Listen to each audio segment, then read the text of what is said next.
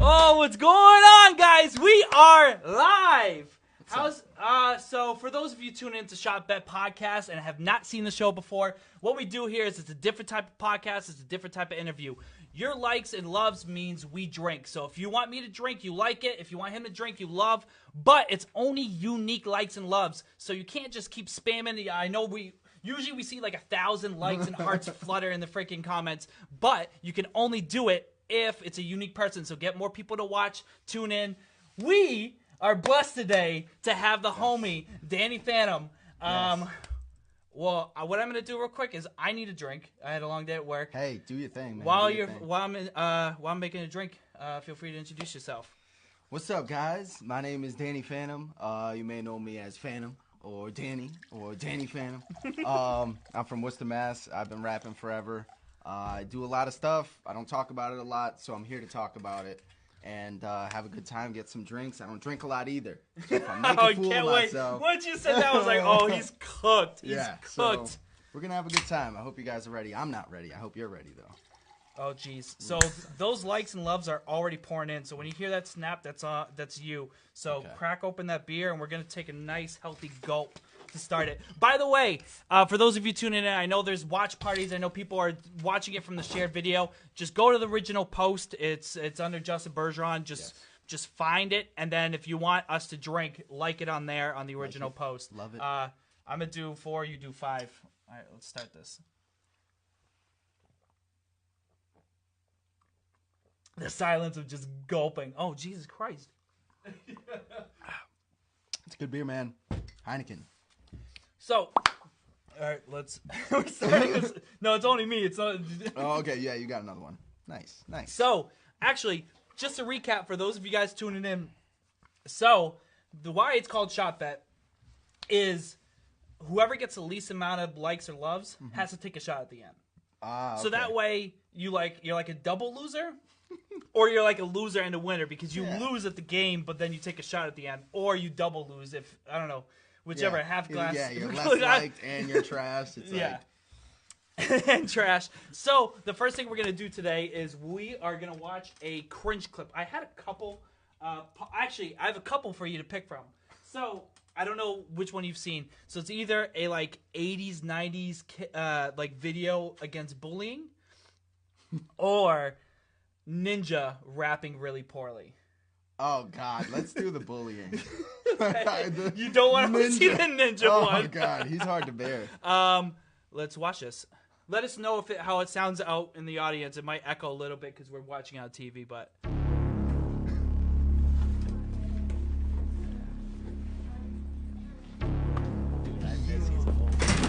You nerd! Yeah, what are you looking at? Yo, his boy came up the cut. We should call you Dumbo. I mean, look at your ear. Yeah, Yo. Boy! Have you ever been bullied, humiliated, and scared by someone bigger, stronger, or older than you? I've seen my share of wars on the basketball court. We just gotta get this guy's hot take on it real quick. Being bullied isn't fun. That's why it's important for you, all of us, to become street smart. Dude, there's one part I fucking die every single time. That's one way to avoid a bully, but not a very good one. Avoid clothing that might make you look like you're part of a gang. Yo! He's wearing Old Navy. Avoid clothing that'll make you look like a gang. Watch out. Dude, oh my God. And, you know, like the old school film. If I stand this way, It's like a fight scene. and he has all these areas that he can hit me. You got something on your shirt. You got Got something on him. your shirt. Oh no, he's blocked That's now. right. Oh, don't stop. Don't come any closer. What do you want? I was just wondering what we did in math. Most bullies This are going is to be to larger, prevent bullying, by the stronger, way. and better This is like a fighters Rick than and you. Morty Never skit. We will teach you some stun techniques and dirty tricks. Hey, we want And you dirty Leave me tricks. alone. We just wanted you to... I said leave me alone. Pretty good, huh? Be careful not to grab the hair That loosely. dude, It'll that make kid the is hair pull literally less me when I was effective. younger. Wait, can you show us? Love to. Grab the hair and run away. You got him.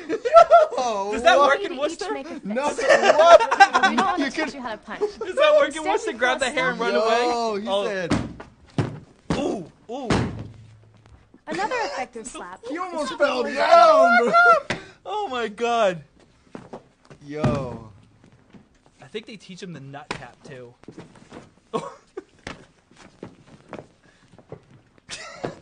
Once you're stopped on the Funny bully's as foot, shit. run away, and we guarantee that he will be slow to follow. Guarantee? All right. You Guaranteed. guarantee it, huh? Biting is another simple technique.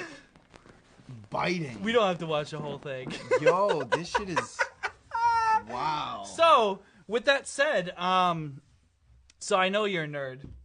Yeah. That's how we Some might met. say. Of Some might course. say.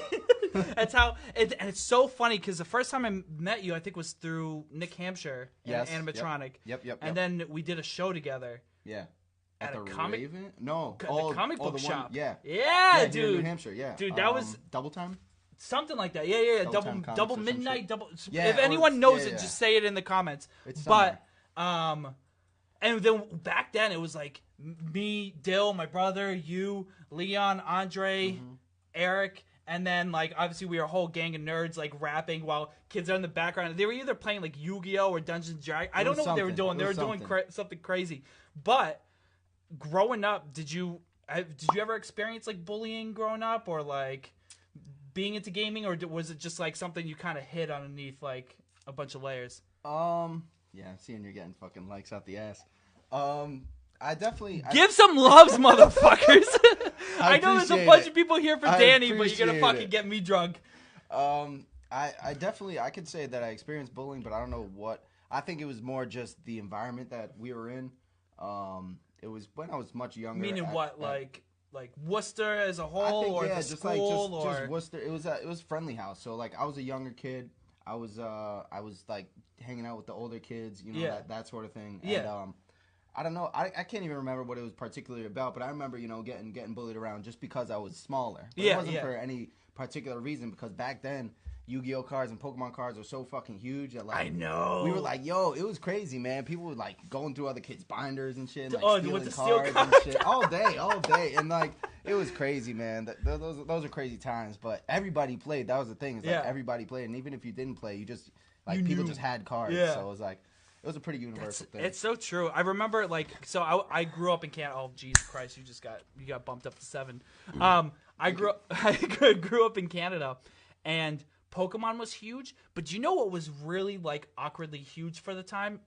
And this is like, I don't know why it was big, but marbles were fucking big, dude. I remember, I used to yeah. play. Oh, yeah. I I used used to to play fucking dig a marbles. hole and you fucking try to get the closest or Oh, yeah. whatever. No, and definitely. I remember I was probably in first grade, second grade, or something like that, and this fifth grader like was fucking swiping everyone like out because he was really good at marbles. He was nasty at marbles, and he came over. And, like, my favorite was, like, a fucking black with, like, all these, like, different colored dots or whatever. It was, like, Word. and I was like, and it was a jumbo one. I was fucking stoked. It was my favorite one. And he goes, yo, I'll play you. And he had, like, obviously the dopest collection. He's like, oh, I'll play you. Like, because we would play keep. Yeah, for sure. Like, whoever won kept both of them. And he crushed me and my soul Damn, when he and just kept the kept the marble? fucking marble, and I Aw. just ate it. Like, I was just Like, like, I almost cried, but, like, I probably did cry, honestly. Like, for second grade, I'm probably crying about my marbles being stolen. But, Hey, it's the way of the world, man. but speaking of Worcester, you're Worcester. Yes, Native. yes. Born and raised. Beautiful city. There's a lot to it. I mean, it has a kind of a negative outlook, I guess, from outsiders. Yeah. In Massachusetts, but I think anybody. You mean Massachusetts into, yeah, like, yeah, against like most Worcester? people will be like, Worcester, and I'm like, yeah, Worcester. Like Boston people or whatever? Or yeah, like yeah, most, just in general, just in like a general thing. Yeah. But I think it has a lot to offer. It's very diverse, and I mean, shit, we have a lot of firsts. Like there was a lot of inventions that came out of Worcester. A lot of fucking very prestigious. Do you know any of them? that have come out of Worcester? The smiley face, I know, is one. The rocket. What do you mean a Robert- smiley face? Yeah, it was. I don't know. What do I you mean, you can't really say the smiley face was No, but invented what in Worcester. smile? Like the But emoji yeah, or like with the, Walmart? The dots, the yellow dot and smile. That was technically created or whatever. In Someone Worcester. fact check that. You can fact check that because there's no way. Oh, is that why you rep it like that? Well, this is actually OG Slick. He's a LA graffiti artist. Okay. I want to say this was last year or 2 years ago. We have what's called Powwow. It's basically it's like global at this point. It's artists come to the city and they'll basically just like pimp out your whole city with murals. Oh, cool. So that happened. Harvey Ball. Harvey Ball, yo. Recognized as the designer of a popular smiley graphic picture. Worcester, Mass. Yep, from Worcester. No fucking way. Mass, baby. That's fucking bullshit. He's actually buried in Hope Cemetery. I stumbled upon his grave one day. Oh, Jesus Fire. Christ. See? Worcester, baby. Worcester. Worcester. Smiley face. 2001. Okay. Yeah, so there's a lot of history in Worcester. Yeah. There's just a lot of really cool shit. There's like some who lives in that? Yo, on Salisbury Street. Somebody just told me this the other day. Who lives in that house? Oh, it was fucking this dude, not Bill Russell. Cousy, Bob Cousy. Bob Cousy lives in Worcester. He's from Worcester. I'm sorry for everyone Cousy? tuning in. I don't know who Bob. Boston sports legend. He's a I'm beast. just Basketball. I'm just gonna get Celtics. roasted in the comments. Celtics sports legend. Bob Cousy. Went to Holy Cross College in Worcester. Jesus Christ, dude. Oh, Bob so Cousy. you got some So, legends in yeah, there. so Worcester's a city of legends. Worcester is a city of legends. No shit. And there's a lot of shit popping off in Worcester right now. Yes. I don't know if it's like It's getting I don't know if Joyner was one of the first, but like I know that's the one that people really heard. Like 508 keep popping up over and over and over. And actually, I had a question for you because I usually do like a deep dive on my guests. Yeah. Do you intentionally only follow 508 people on your Instagram? Of course. Okay. You think I'm not happy with that? But you just started following like the podcast. I was like, oh, so someone got fucking Somebody got unfollowed. Someone got Somebody got unfollowed the axe. for the podcast. Yes. So that's a struggle that I have all the time. Yeah. Like, I have to tell like my shorty at the time was like, yo, like I can't follow you because I got 508. Like I'm gonna have to ask somebody out, and I don't want to do that. So I'm gonna just follow you on the brand, and you know. That's you know it. what I mean? But- That's so funny. No But fucking seriously, shit. yeah. So like I've seen you guys perform a couple times in Worcester. How's Worcester as a whole? I guess as a music scene and as like people that want to like expand and like get bigger, or like is the scene because at one point I thought it was blossoming, and then another day I talked to you guys about it and it seemed to be more on a downfall recently, and we're experiencing it too right now. Yeah. I don't know if it's universally like happening because of SoundCloud, Spotify, all that shit. Yeah, I can't really say. I mean, it's weird. The music scene in Worcester is weird because I feel like there's a whole lot of competition and there's not a lot of unity. And I feel like for a hip hop community to thrive, there has to be unity. Okay. In some degree, and I feel like you'll have to beg dudes to even share a video type of shit. And it's like, dude, it shouldn't be like that. When we're all creating art and it's all stuff that we can, all appreciate. I feel like, I don't know. It's tough for me to speak on because I gotta crack another one. Yeah. We're starting. I don't know. I do feel like there was a little more of a push as a collective, maybe a couple years ago, whatever. Yeah, I feel like the right same. now everybody's kind of in their clique and moving a certain way, and if you're not part of that circle, then you're not part of that movement. And Okay.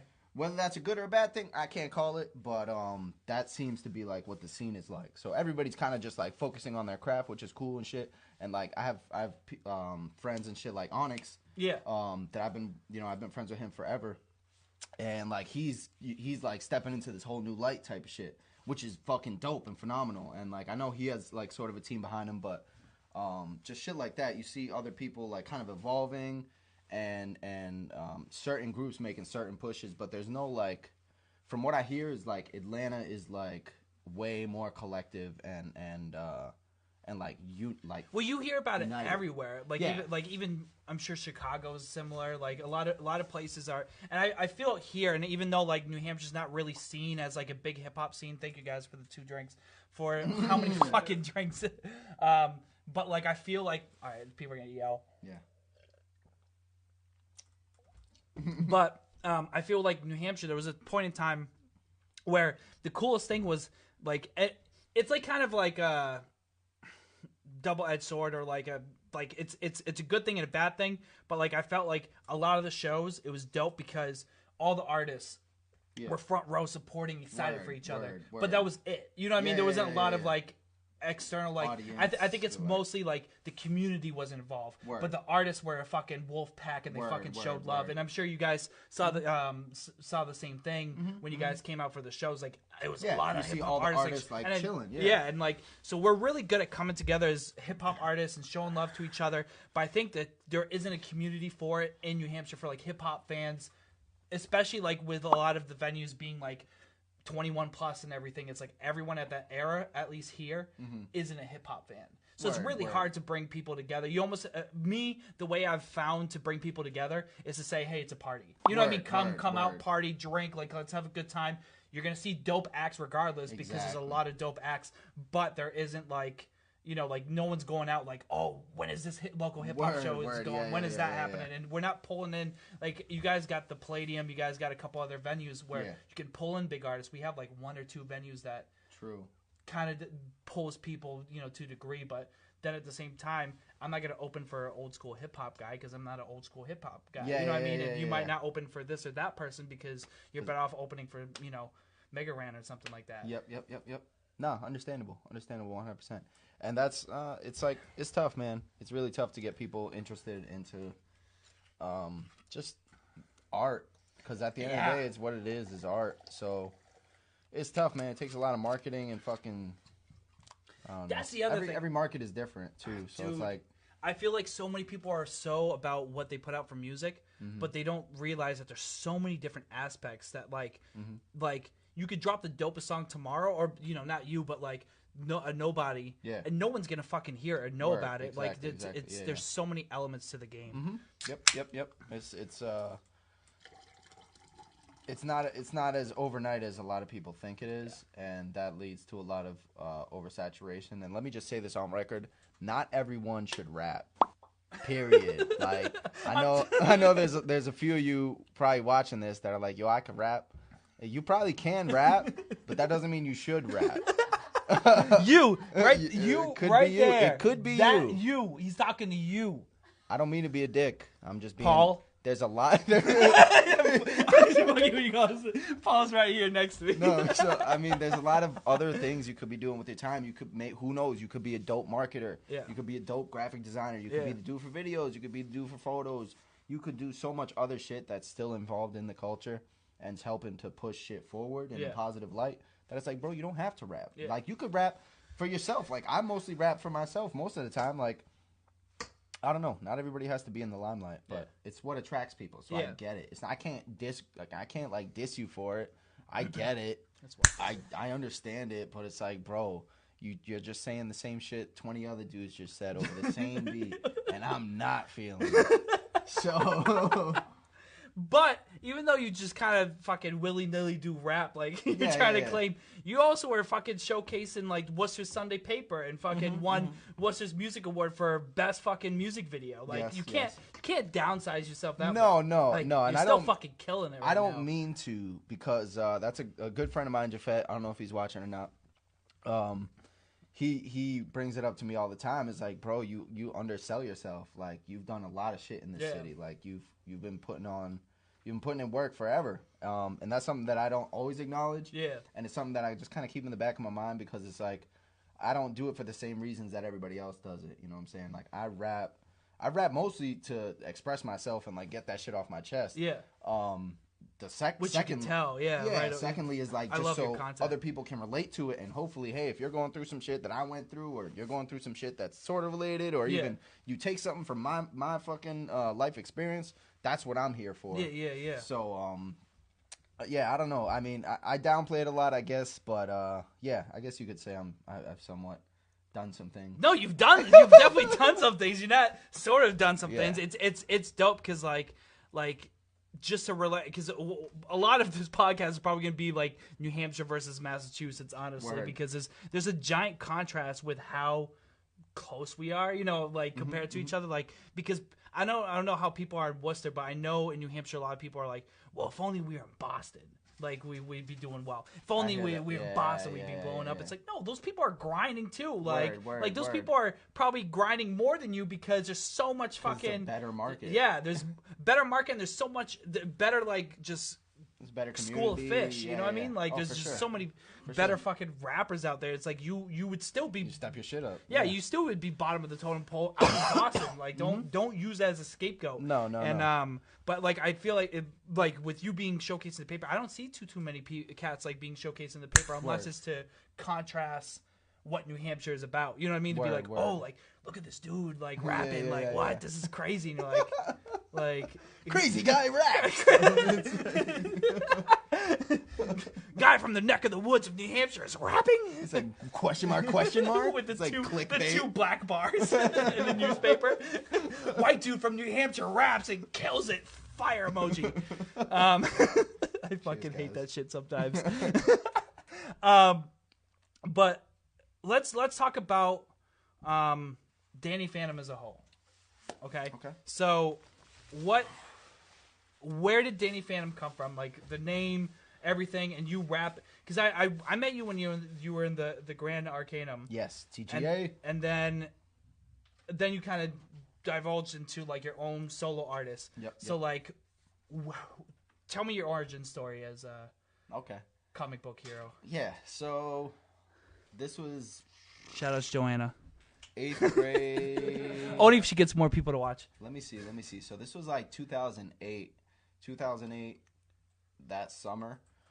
My cousins Eric and Andre Gomez, the Prophet and Griffin of TGA, were recording songs that they wrote, and I forget what they were even about. The one I remember was we was at my Wella's house, and he showed me a song called Octaves, which was a Spider-Man sample. I remember that fucking. That track was so crazy because that was on you guys' mixtape or whatever. Yeah. So he shows me that song, and he shows me, I believe, Inspector Gadget, which they were both on, and I was like, "Yo, this is you?"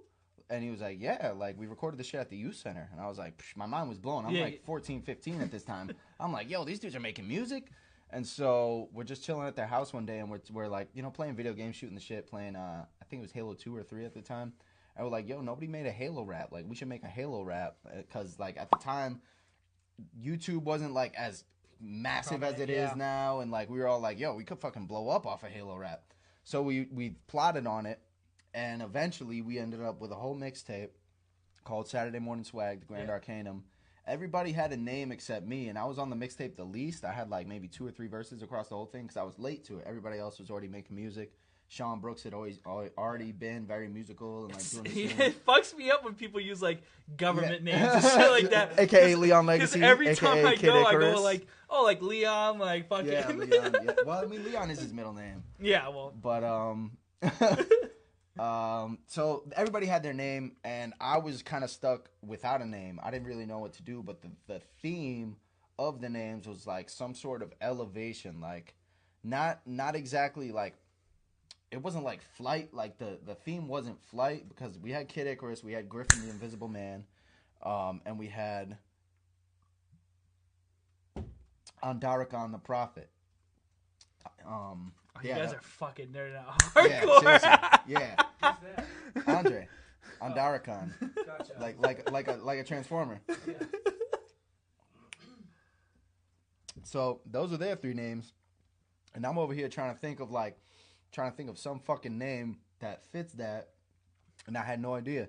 But at the time, we also played paintball all the time, like by the train tracks over by Hope Cemetery, and so I was like very I don't know, I wouldn't say stealthy, but I was just like I would apply my gaming knowledge to paintball. Yeah. So like we would fucking let shots off here, attract fucking attention. I would flank. You just fucking split as selling people. Yeah, exactly. And get everybody out. And so one day my uncle's like, "Yo, you're quick, man. You're like the Phantom." And I was like, "Oh shit, the Phantom." And I was like, "Danny Fantom." And I was like, "Oh shit, Danny Fantom." Was that before the show or was no? The that show was during the out? show. The show Okay. had been out. Yeah, but I thought about it because he called me the Phantom. My name's fucking Danny. I'm like, "Yo, Danny Fantom. That's the name. Period." Dude, for the longest time, I couldn't tell what you were saying, like for your name or whatever, and I was too lazy to look it up when I first got your number. So you were. I just put you as Danny Fenton, like his real fucking name. I'm dead. On his fucking my phone, that's what it is Danny Fenton. And even when I go to like Snapchat, because it carries over your name, it says Danny Fenton, and I fucking crack up every time. But yeah, that's how I got my name. I credit my Theo Johnny with that. Yeah, Danny Fantom, and then it just kind of stuck. and the ad lib Phantom. Yeah, like that shit stuck too. So it was like I couldn't really change my name. And if I do end up changing my name, it's probably just gonna be Phantom. But yeah, that's where it came from. Do you know what fucking blew my mind when I was doing like the promo pic and pulling everything together or whatever, and I'm looking the one where you have the backdrop of the fucking brick behind you, and the fucking cloud of smoke is a fucking F, dude. I was just like, because when I edited it, I deleted it completely, so I didn't really see the full image until afterwards. And I was like, yo, that's fucking fire. You've always had dope, like, cover art in general. Like, I remember you had previewed me the cigarettes and caffeine cigarettes? Cigarettes and caffeine. Cigarettes and caffeine, like, album art beforehand. And I was like, yo, this is... And it was tight. Matt Warlick. Yeah. Shout out to Matthew Warlick. That fucking artwork was crazy. Hit him up on Instagram. So, actually, I want to get into a little bit. So, I remember that being your last project. Is that Cigarettes right? And caffeine, yeah. How did that all come together, like, as a whole? Like, do you remember your mentality in it, like, going into it, or, like, what kind of process are you? Because I want to get into Pandora's Box in a little bit. Yeah. So, Cigarettes and Caffeine was, it was about as most personal as my music gets. It was a culmination of everything that had happened in those, like, 4 years that it took While me to writing make. it? Yeah, Okay. so, like, I had certain songs and I had certain ideas. Cheers. Oh, real quick, while mid-drink, for those of you tuning in, if you guys have a question, just make sure to go to the original post, type out a question. We'll be taking questions. If it's not good, we'll ignore you. It was just kind of everything I was going through. And I hadn't listened to that CD in years, and I was just in Puerto Rico last month visiting family and shit. And my cousin had one of my CDs, and she put it in, and we were listening to it, and I was like, holy shit, like, it really took me back, because I don't listen to my, like, I don't the same way. listen to my old shit. Yeah. And that kind of, like, put me back into that zone that was like, holy shit. So really, it was a way for me to heal off of everything that I was going through, because I was going through a whole lot of shit. There was a really rough patch in my life, in that song, Darkness, I believe it is. That's, like, when I wrote that song, I was in, like, the thick of it. Like, I was really going through some shit. So that whole CD is just kind of like me going through shit and getting over shit, or trying to get over shit, and just, like, put into raps in one project. Did it go... So when in the writing process, did that song in particular just fucking cruise off the pen? Yeah, or, those ones are the do. fucking Those best. ones always do. I find the songs that I try the hardest to write end up coming out the worst. Yeah. Which is like, it's agreeable across the board, but people still do it. Yeah, oh yeah. I still So, sit there and, like, I like, gotta finish this fucking song. It's fucking like, there's a reason you haven't finished the song. My mom's always told me if it's hard, it's not meant to be. If it's easy, it is. You know what I mean? So, like, when things just come to you easy, run with it. Because like, you know, like, there's so many people out of college and just in general relationships and stuff like that. But, like, they'll come out of college and apply to, like, 1,000 jobs. Yeah. And then, like, every single one is just a headache. Or you have one where, like, you're going through, like, 10 fucking processes and you're like, what is going on? Like I'm having trouble. Like, this person has not called me back, and when they called me back for a second interview, it got canceled, postponed, all this shit. And you're like, what the fuck? Like, I want this job, and then another job comes in, and they're like, can you start Monday? Yeah. And then it's a great fucking job, and you're like, man, like, and it happens with everything. Music, you have a song ready to go, a show ready to go. Anything that comes easy, it's usually meant to be. Like, and I've always felt that way. No, I can agree with that to some extent. Yeah, for sure. Yeah. For sure, yeah. No, I mean, there's some things we got to work towards, and there's of others. Course, yeah. But no, I feel you for sure. Yeah, the stuff that you're always hitting fucking walls. Yeah, the stuff. That's when you just gotta take a step back and, like, just look back at the big picture. Yeah. Some people just, like, especially dudes. You see dudes in the fucking. Bro, let me just speak on the Worcester nightlife. Oh, scene. Let's go. Bro, the Worcester Talk your shit. Let's go. Is, like, bro, it's a headache. I go out as, like, a people watcher because, like, I don't go out unless I have a shorty that's like, yo, let's go out. Yeah. I'm not going out. I'm the same way. I'm not going out. So it's like, when I do go out, I'm just watching everybody. I'm like, yo, like, and it's just people bugging at all times. It's just fucking, just like dudes being just like straight out of fucking Nat Geo. Like, you'll just be watching dudes like fucking prowling on the ground, like He tries to fucking like dance up to her. She's like not feeling it. He's like, oh, I know you're feeling it. And she's like, I'm not feeling it. There's so much of that goes on. And then just like fucked up, just like drunk people. It's just Worcester at night is like very particular. Like if you're not a college kid or like just an alcoholic, I don't know. It's hard to enjoy. It's pretty hard to enjoy, or you have somebody to go out with. Yeah. It's no, tough. I'm the same way. I can't get into it. Like if anything, I like a quiet bar and then like pool. You know what I mean? Like I like to play like billiards or something. Yeah, I like doing something. Yeah. Like I don't want to just go and drink. I could do that at home. I don't want to be in a club where we're like this. Yeah, word up. Like, oh, this is a dope song, right? Oh, yeah. You're like, what the fuck? Like, I don't want like 10 dicks on my behind. Like, yeah, all right, everybody's good. staring at my girl. I'm like, yo, who do I gotta stab? Like, all right. What's going on, man? Yeah, no, it's a headache. Yeah, it definitely is. It's definitely not. And girls are like, just like, don't worry about it. Oh, I didn't see him. Let's go to Compass. Come on, it'll be fun. And it's just like, dude, you're sweating your dick off. The dance floor is packed. It's you're like, waiting 15 minutes for a fucking beer drink that costs you fucking $5-6. It's like, bro, I could just be at home right now, drinking and fucking enjoying life. But anyways, enough about the Worcester nightlife. One thing I wanted to get into, and I know you want to get into, is Pac-Man Ghost. Yeah. Tell the people about it. So I know you're Pac-Man repping Ghost. it heavy. Like for those of you tuning in, you can see it right there. Pac-Man Ghost. Pac-Man I Ghost. didn't know how to describe it, so I want you to bring it to the people. So Pac-Man Ghost is a cannabis lifestyle brand. Something that myself and a few others created. Essentially, what we're focused on right now is the clothing, the fashion, and just kind of getting. And you more... say we? Who's we part of that? That is. Is that you and then like people that follow the same lifestyle, or do you have like people working with you to bring? Yeah. I have some people working with me, Okay. but essentially just everybody that follows the movement that Gotcha. kind of supports what we do. So essentially at Pac-Man Ghost, everything is kind of exclusive, hand-tailored, handcrafted, handmade. We work a lot with my boy Vinny Vance Wentworth McAdoo. He goes by many names. House of McAdoo is his brand. Look him up. He's all over Facebook. He's dropping his new collection, the Saga 3, very soon. Very, very soon. It's very dope shit. You have that hashtag on your bio, right? Yeah, McAdoo. Yeah, okay. Yes. Okay. Yeah. I was like, what the fuck is this? Yeah. What has Danny got his hands into everywhere? McAdoo is like a crazy dope brand. Yeah. My friend of mine, Vance, started a very just very, very quality designer street and it's between street and like high fashion. His market. And it's just really, really dope shit. So I've been working with him a lot on the clothes. He actually helped me design this t-shirt. This t-shirt's dope. Fucking sick t-shirt. We drop. It seems like it's been once every 2 months is when we do a clothing drop. Okay. But we try to do new shit. We try to do shit that nobody's done. And just very, fire, very high quality. Yeah, very high quality shit. Here's a little pin. You probably can't see the details, but it's very detailed. Very, very detailed. This is Pac-Man Ghost. Yeah, so that's essentially what we do. It's a cannabis lifestyle brand. We just kind of fucking, on the videos on Instagram, we just support,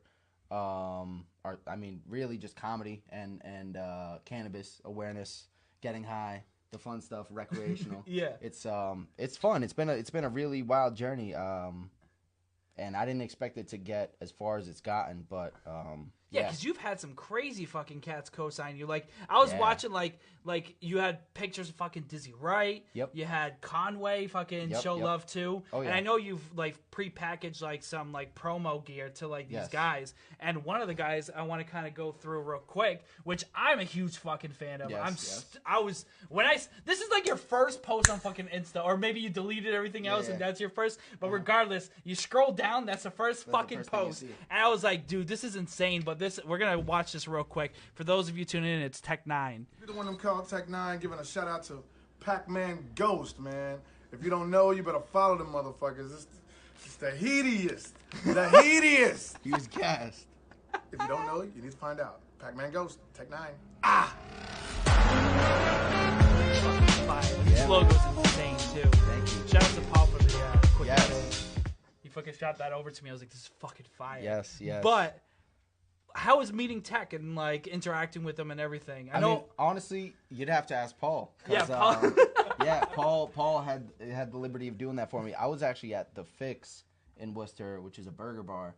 I was just sitting at the bar, and I got a text from this dude, and all of a sudden it's like loading, and then all of a sudden it's like, bam, a fucking video. Oh, he's the one who like fucking yeah. Here, pop around and come in. By the way, we got the fucking second member of Brock Boys in the building. Paulie Ryan. So yeah, Paulie, feel free to introduce yourself real quick. Tell the people who you are, for those of you that don't know. What's up, guys? So my name is Polly Rotten, and I am from Worcester, Massachusetts. So how did that whole interaction with Tech, like, and you forwarding him, like, you know, the Danny Fantom special, the Pac-Man Go special? I've been working for Strange Music Street Team for years, since I was probably like 15 years old. So I've had like the ins on behind the scenes with anything Tech 9 in Worcester. That's fucking fire. For a long time. So we started scoring interviews with him, I don't know, 5 or 6 years ago. And then it just came time for this one to happen. Danny was popping off with his stuff. I told Danny to make this custom shit for him. Made it happen, gave it to him, and he was hyped. That's very dope. And then he did a drop for free. Free. No shit. No shit. Thank you, Paul. That's the important part. Actually, and speaking of that, I want to talk. How do you go about like these custom works? Like what's your mentality when you like provide them with like a whole set of gear or whatever? Mm-hmm. Like, do you think about the art? Like what goes into it? Like, are you a fan of these people? Like, and then you do it, or like if you're not really a fan, you research them, or so essentially that's how I've done it. Is like if I'm a fan, you're coming through the city, and I know you're coming through the city. I'll make you something. So I did it for Conway. I did it for Styles P when he came to Worcester. And that's essentially how I've done it. I haven't yet been like, oh shit, this dude is coming that like I don't really know. Have to do the research. But Pac-Man Ghost, the brand, we're sponsoring something crazy like 20 or 30 shows in the next 3 months. What do you mean, what entails a sponsorship, if you're allowed to say it? Yeah. So shout out to Leeds Entertainment. We're working with Leeds. I saw them recently share or comment some shit for you sponsor. Yeah, I didn't know you had a whole thing. Yeah. No shit. So we're working with Leeds, and essentially we're going to be sponsoring acts that come through the area, come through Boston, Worcester, etc. And so essentially it's going to be like any show that I can get my hands on, that I could get a table at, I'll be setting up, putting merch out. And if it's an artist that like I know that smokes, or an artist that I know has a certain niche, likes this, likes that, I'm gonna make them something custom, something they can remember the brand by, and something that they can take away from the show. Besides like, oh, we had a really dope time, this was cool, this dude gave us some shit. I want them to have something that's like, oh shit, this dude like put some time in. Yeah. Because essentially that's what I do, is like, you know, I do take a lot of time into the shit that I make. That's dope. So that's essentially how I'm gonna be taking it moving forward. Is just every opportunity that I get, you know, capitalize on it, make the most out of it, and make sure they remember the name Pac-Man Ghost. And for those of you tuning in, feel free to show them what you're munching on right now. Oh yeah, I'm fucking jealous as fuck. I got Twizzlers, the pull and peel, because the real ones know. I got gummy peach rings. Jesus Christ. Your boy got the double stuff. Double. You can't get the single stuff. I don't stuff. think anyone's ever fucking just munched on food mid-podcast. That's not enough. You got some Swedish fish. Yeah, the Swedish fish is and definitely my jam. I had something else, but I think I ate it. So where did the origin of Pac-Man Ghost come from as a whole? Like I understand Pac-Man and Ghost, but why did you go with that as opposed to maybe carrying the Phantom name into something else? Or maybe Phantom Ghost is obviously relevant and, you know, correlated. Yeah, well, yeah, it's loosely correlated, and I did that for a reason as well. But essentially, when I started it, I didn't want anybody to know that I was associated with the brand. Okay. I kind of wanted to just be in the shadows and have the brand just speak for itself. Yeah. But, you know, over time, people associate you with the fucking shit. You're selling it to people, whatever. I get it. So the way I came up with the name was I first started out the company as making pre-rolls. So I was making pre-rolls, and I didn't know what to call them. I was really, like, in the air about the name because I knew the name was almost the most important part when it comes to that type of product. So, I was really stuck on Blue Ghost blunts because I'm a fan of Pac-Man. Yeah.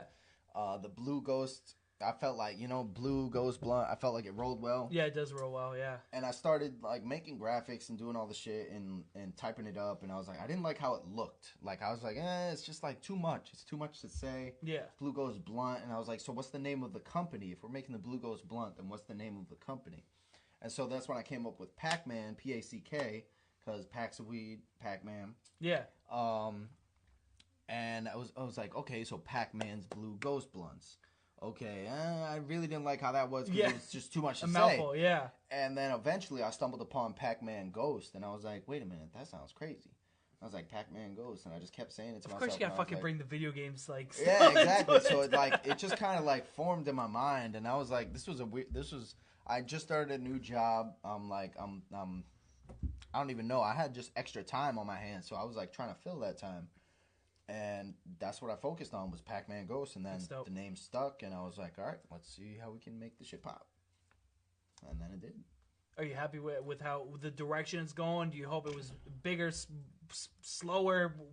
I mean, realistically, it's been a year, about a year. I had no idea it was going to get this huge. Like, when I got that video from Tech 9, I was like, Did that help at all? By the way, for sure. Is there a story that sticks out in mind where like someone was like, "Oh, yo, the fucking tech video is insane"? Did it, or like, was it more like everyone references it when they interact with you? It was only people that really care about it. Yeah. Do. It was really what solidified me was that my products were always quality. And they were always clean, and I just kept shit. I kept shit very exclusive, and I also just like made sure that everything that came out of the name was top notch, and that's kind of what carried it was just like word of mouth. Now, do people? Because with top notch comes top dollar. You know what I mean? Mm-hmm. Does that shy people away from your brand at all? Or Definitely. But that's why I have different shit like I had custom windbreakers sewn by this dude, McAdoo, Vinny, that were like, I sold them at like $120 a piece, but they were hand sewn. Like, this dude had the fabric, put it on the fucking thing, and was sewing it himself. Like, this dude's doing a lot of work. No shit. So we have like that really, really high-end shit, and then we have t-shirts, like $20 t-shirts. You could buy this shirt for $20. You can't now because it's sold out. Yeah. And everything I do is pretty much dead stock. Flex on dead stock. So it's made once, it's sold once, and then it's gone. And that's kind of how I keep it moving. Is everything is once and done. So you like this T-shirt, cool. Get it in another color because it doesn't exist anymore. And that kind of drew people in because it was like, yo, I really want that shit. And I was like, yo, just wait for the next one. You might see something you like. Yeah. And then you're like, oh, I don't like the T-shirts this round, but I like the hats. Let me get a hat. And shit just kind of it just worked out. I don't know. I some people say I'm great at marketing. I think I'm just kind of lucky. I totally trust. And one thing you mentioned about Pac-Man Ghost is there is a cannabis element to the lifestyle. Mm-hmm. Now, I don't know if, you probably know this about me now since I've freaking posted 100 times. Yeah. But I've never smoked in my life. That's crazy. Period. I got a blunt in the car. No, he does not, Mom. Hey, Mama. But one thing is like, so I've never smoked, and there's a lot of things I don't know because it's like I watch a lot of podcasts and I listen to a lot of podcasts, and there's some even like gender to gender, I watched this episode where the like girls and then another episode where guys were kind of talking about stuff that are exclusive to them, and not like shit like oh, you get hit on at the bar, like weird fucking shit that you only experience, like stuff that actually is like gender related. You know what I mean? Like yeah. I'm not gonna go into details so people don't puke. But like actually I'm gonna say it anyways, I don't care. But like I've heard like girls discuss like them sitting on a couch and farting and it creeping into their vagina. And then but you don't think about that. No. But I'm sure every girl's like, yeah, I've had that happen before. Just bubbling down. But that sounds miserable. But you don't think about that shit. And the same thing, I'm sure like guys have similar fucking things. Yeah, like when your balls stick to your fucking thigh. Yeah, and you're just like, and it's just like, oh shit, what the? It's like a hot with day. Like whack. Like, oh, that shit fucking, yeah. Or like pissing, or like pissing outside. I'm sure girls don't know like that fucking we melt snow when we piss outside and shit like that. Like you can write your name. Exactly. Every dude, you ask any girl, I'm sure, like unless they like walked in on a dude signing their name in the snow, they won't know that just offhand as offhand knowledge. Now, one thing to tie it all back in, because he took a nice sharp left turn. I want to learn about weed and weed etiquette and weed stories and weed everything in that same context. Shit that people don't know about, people don't talk about, shit that you might, So, I've seen it, obviously. Yeah. I've been in the vicinity of it. Yeah. I've probably gotten secondhand high. Yeah. No, I didn't, Mom. And, but like, tell the people like off like any stories or like just in general proper etiquette, like weed etiquette. Honestly, whenever somebody tells me to tell a weed story, this is the first thing that comes to mind. And it's so horrible. Let's go. This is back when I was young. I was like 7th or 8th grade. I don't even know. I thought you were gonna say 8, just straight up 8. I was 8 years old, right? I was on the corner. So we were super young. This was Tatnick Square. I'm not gonna say any names. A friend of mine that I was hanging out with a lot. Oh, you're gonna disclose that at least he was your friend. Yeah, so definitely my friend. If we disown him as a community, like you accepted him. Yeah, definitely. Okay. So essentially, it was like the thing to do after school was to go meet up and smoke a blunt. Yeah. It was to throw 5 and smoke a blunt because back in the day, you buy a 10 bag, a dime that could roll you either 1 or 2 blunts depending on if you're fucking rolling skimpers or you're rolling like a nice little blunt. So skippers are just not a lot. Fucking Okay. You can't even see it. Just confirming. Yeah. For the audience, not for like me. Like a needle. So for me, we're out in Tatnick Square. This is like behind the like children's.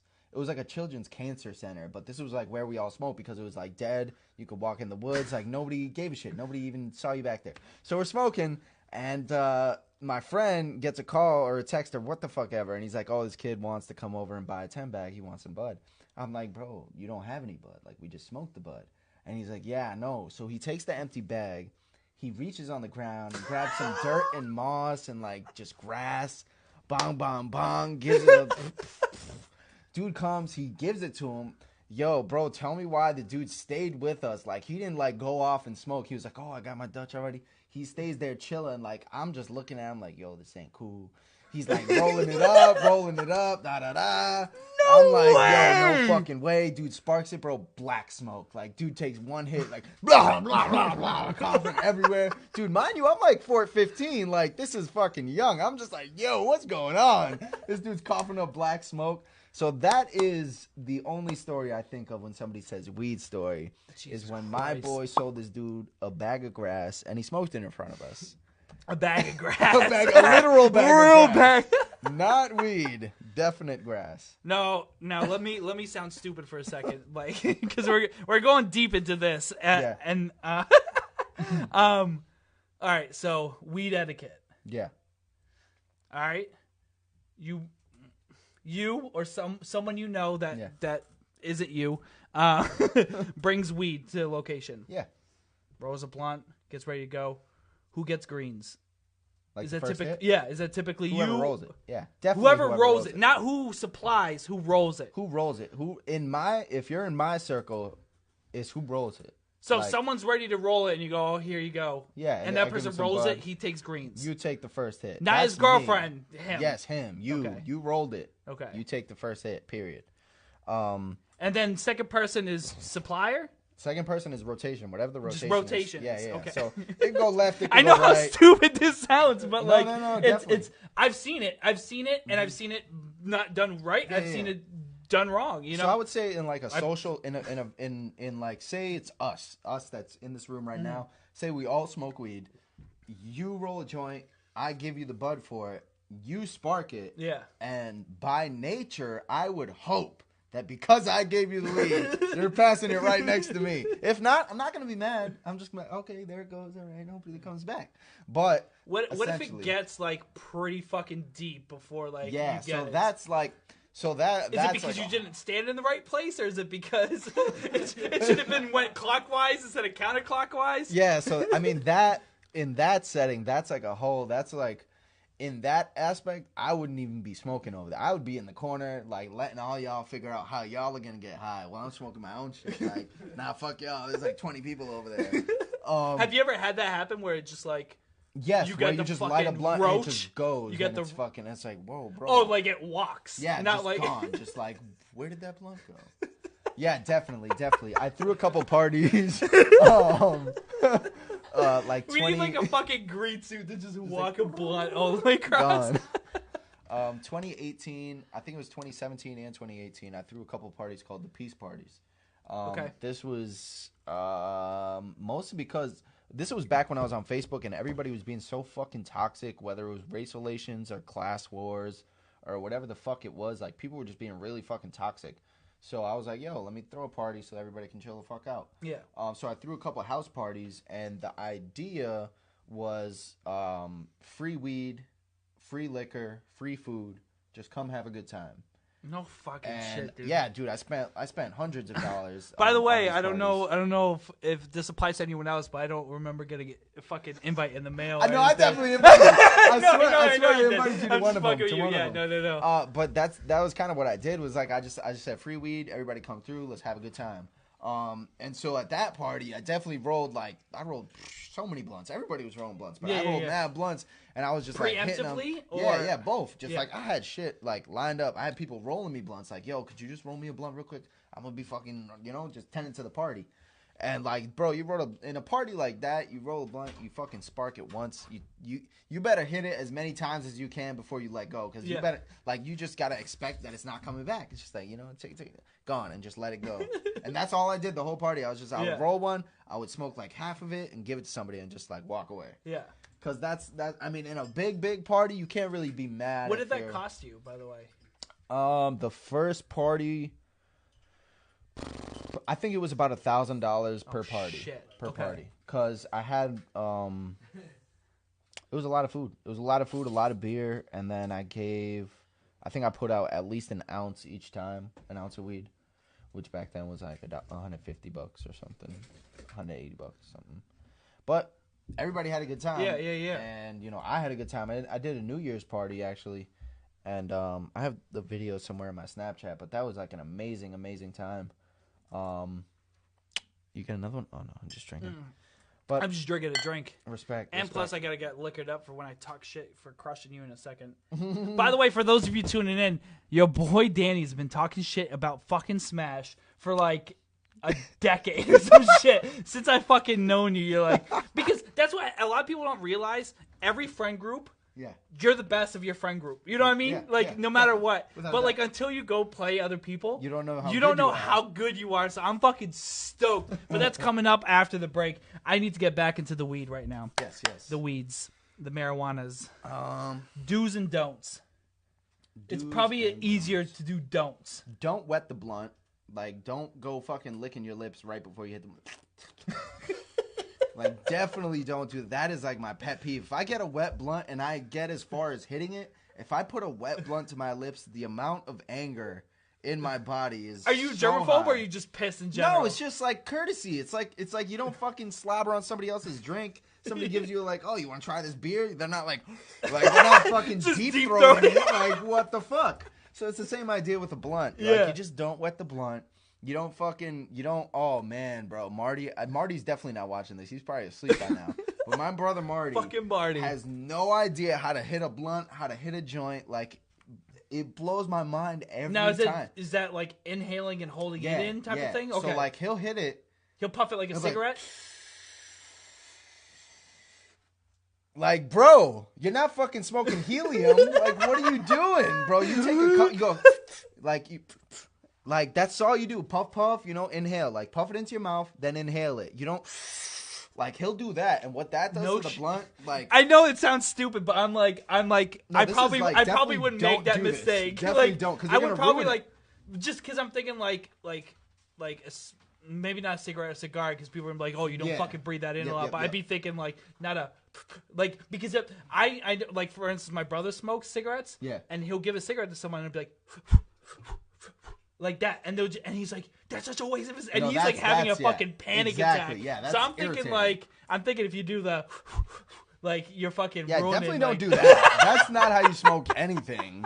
That's just how you look like a pompous asshole with something. But no, if you inhale like that, what it does, it's called a canoe. So what it'll do is that it'll make the burn on the end of the joint or blunt uneven. So if you're pulling it like heavy, like heavy, the top of it usually is gonna fucking burn way deeper into the blunt joint instead of burning the paper. Instead of burning the rest of it. So then you got the paper burned all fucked up. Then you got like half the joint lit and half of it looks like a fucking boat. And it's like, that's why they call it a canoe. And it's just like, dude, why'd you do that? And he's like, what did I do? And I'm like, dude, you fucking smoked it like it was, I don't even know. Like, so that's definitely don't hit the blunt like it's, I don't know, helium or like you're smoking or nitrous or doing one of those crazy drugs. Just, a couple boom, boom, bam, bam, boom, boom, bam. It's not that hard. You'll get the hang of it if you smoke enough. How about smoking apparatuses?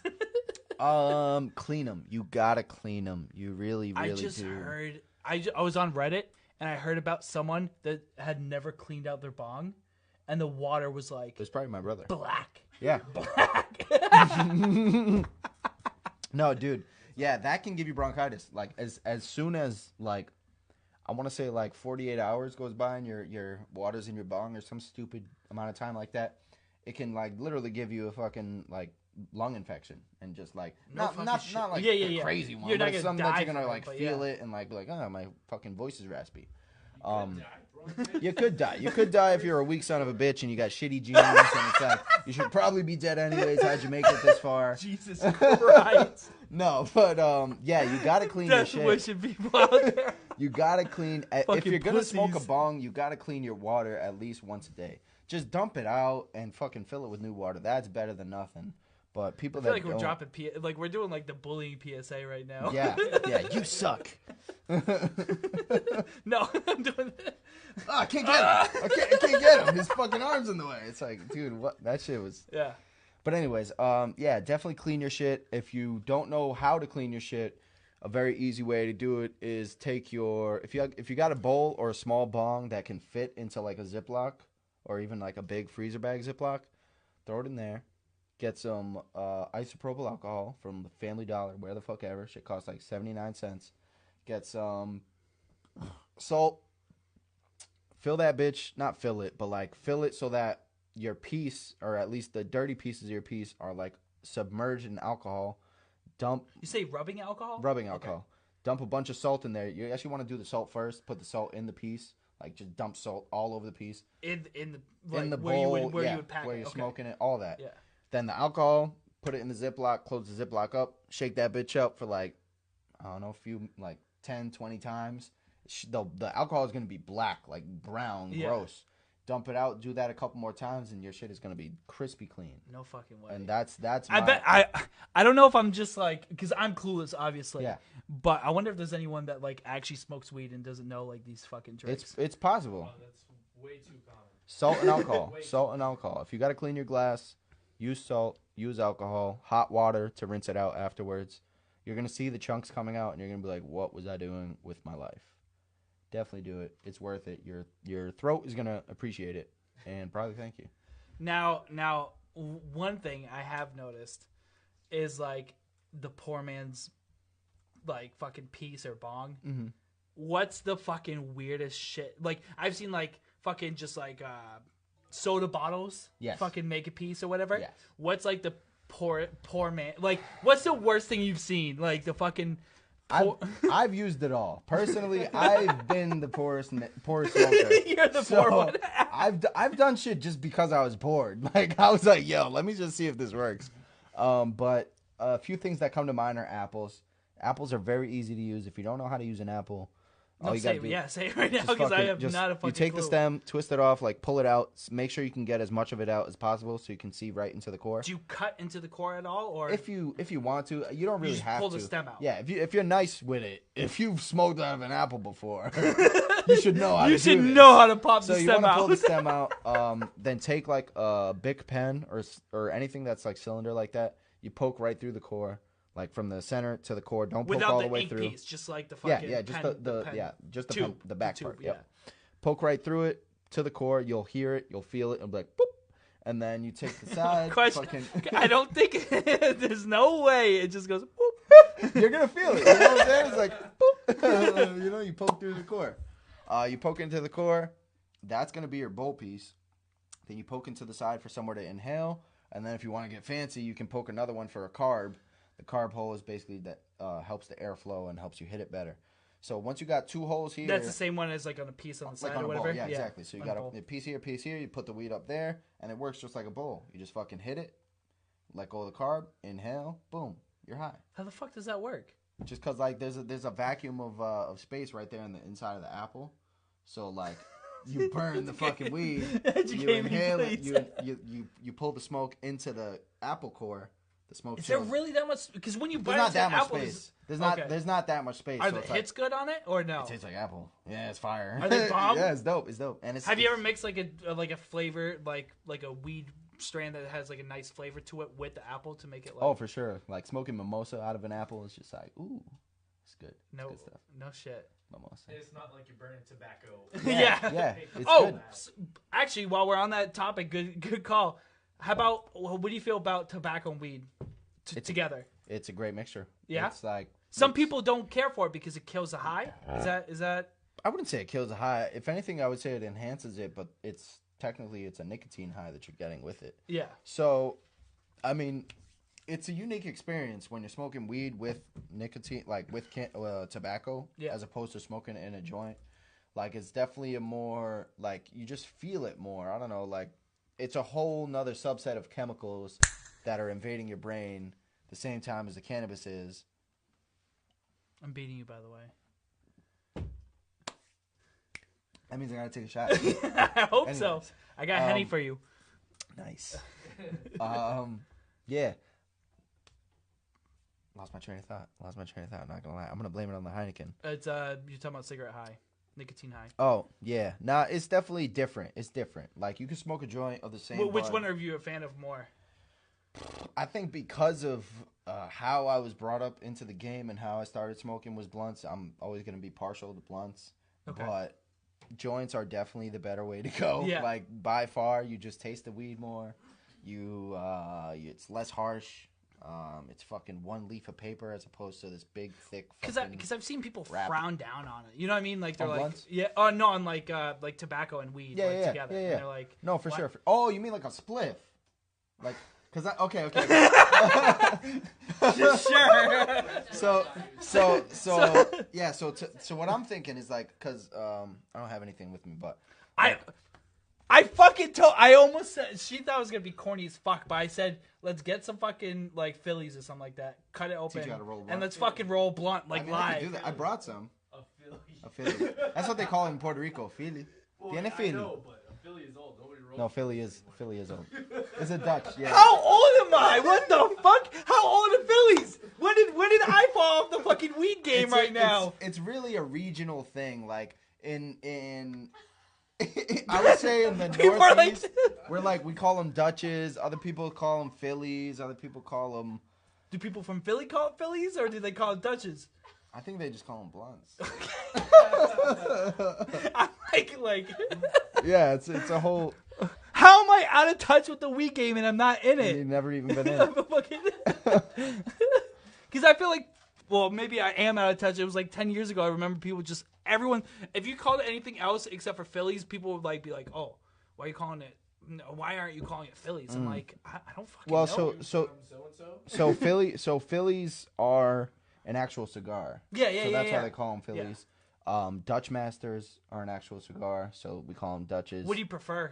Dutch Masters for sure. Yeah. I've been smoking a lot of backwoods, only because like I can't roll a backwood. I'll say that on air. I can't roll a backwood for shit out of the package. I need one of them little fucking helpers to help me roll it. Like the cigarette rollers or whatever? Bro, because I'm bad at that shit. But backwoods are great because it's a tobacco leaf, but it's very, very thin, so you can really taste the weed and it burns slow and shit. So that's what people are looking for when they smoke blunts opposed to joints. When you're smoking a blunt, it's like you want it to last. You want it to burn slow and even the whole time. When you're smoking a joint, you're kind of in the air because it's like it's only as good as the roller makes it because you got to make the weed, you got to wrap the paper around the weed. Yeah, because if there's any air pockets, it's done because it's just one layer of you thin can't paper. Like double wrap it, right? Like you know, can. like, I usually do when I'm rolling joints. You tighten it up so much that it kind of wraps it twice or yeah, whatever. Yeah, roll it again. No, well, I'll use 2 papers. Oh, you use 2 papers like, total. Roll it okay. And then wrap it with another one just to make it, nice and uniform or whatever. Yeah, so it burns better. Yeah. No seams or whatever. Yes. No air bubbles. Yes. Yeah. So, but back to spliffs. Back to like weed and tobacco. Yeah. I don't do that because that shit is harsh. But I've done it, and it's well, because your album Cigarettes and Caffeine. Yeah. Do you smoke cigarettes? Not anymore. No. Okay. So that's why. Yeah, that was a very rough patch of my life where I was like spliffs heavily a thing when you were alcoholic. smoking cigarettes? No. Oh, so you've never been a fan. Spliffs are like either a very personal thing if you're smoking spliffs that it's like, oh, I love the way spliffs are. Yeah. Or it's like, I'm just broke as fuck. I can't afford cigarettes, so I'm buying Rollies, I'm buying Buglers. Yeah. And it's like, oh shit, I don't have a lot of weed because I'm broke, so I'm gonna just fill that shit in with a little bit of tobacco, roll that bitch up like it was all a big joint, and smoke it anyways. Or it's just like people that like spliffs. Like I know people that just prefer spliffs or that just roll spliffs, and there's nothing wrong with that. Like they taste pretty good if you have good weed and you put tobacco in it. That bitch is gonna taste great, and it's just gonna hit a little harsher. But it's not for everybody. Like it's a whole nother it's a whole nother chemical, whole nother element that you're adding to the mix. So shit. So one thing I know we're edging the 1 hour mark. We're actually past the 1 hour mark, but we also had like a 15-minute intro. Yeah. So one thing I want to get into. So we're gonna take a break, and then I'm gonna body you and smash when we come back. So this motherfucker. So I'm chilling here. I tell him, all right, we got everything set up. I'm showing him the podcast setup, and then he goes, oh, I brought my controller and my Switch. And I'm like, no way. I bargained for way. Oh, you fucking. Oh, people are. I think people are just listening to you and just enjoying it before fucking. So one thing I want to do, and we'll get back to it like when we come back from the break, is I want to break open a little bit of Pandora's box. Oh, so tell people a little bit about it. The song we're gonna play is Mood. Dope. So feel free to tell the people what Pandora's box is. Cool. Yeah, Pandora's box is my next project that I'm working on. I guess I'm considering it a mixtape. I don't really think it matters in the game anymore what you call it, album, mixtape. I feel like people whatever. always consider like if it's a mixtape if they're not original instrumentals. Yeah. So it's a mixtape. Okay. So they're not original. Okay. No, they're not original. Okay. So Pandora's box is just a mixtape, basically. Just kind of. I don't want to say it's like. It's almost like along the lines of Cigarettes and Caffeine, where it's a culmination of what I've been going through. Yeah. But it's much lighter, because life has been significantly easier and less stressful than back then. So it's kind of just me rapping about what the fuck I'm doing and my life, and doing it in a very fun way that's like allowing me to just kind of relax. Because Pandora's Box was something that I planned to release like half a year to a year after Cigarettes and Caffeine. Yeah. And life just kind of took over. I was going through I was just going through a lot of life changes. Shit, yeah.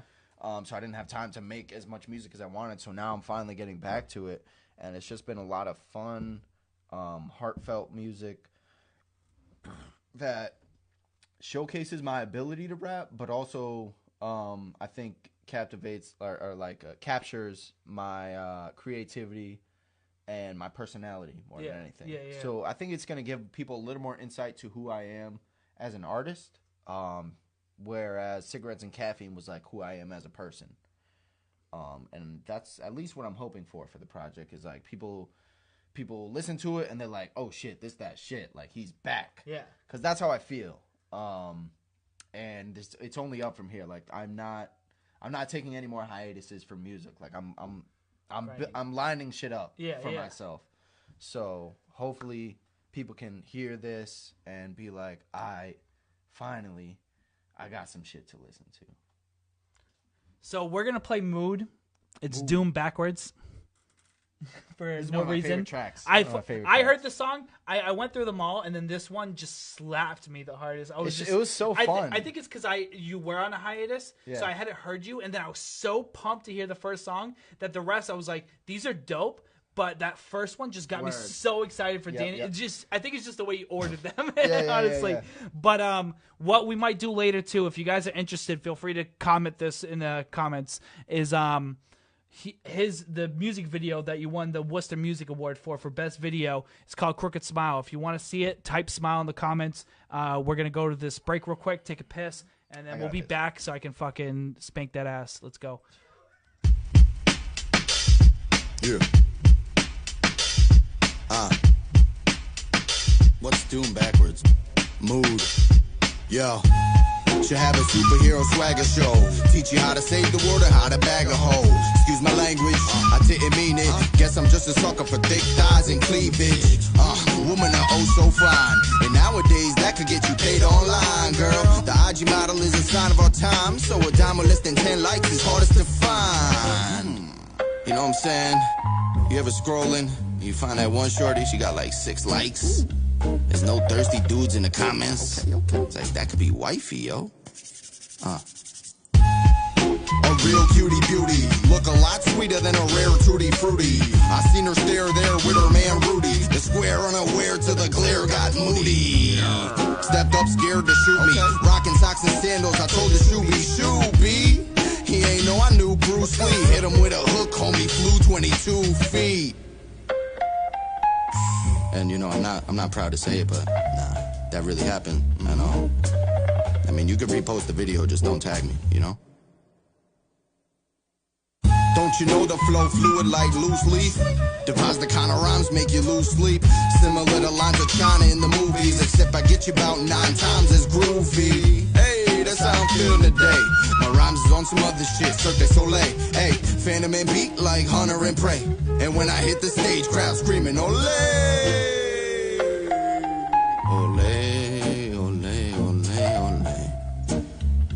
Ole, yeah.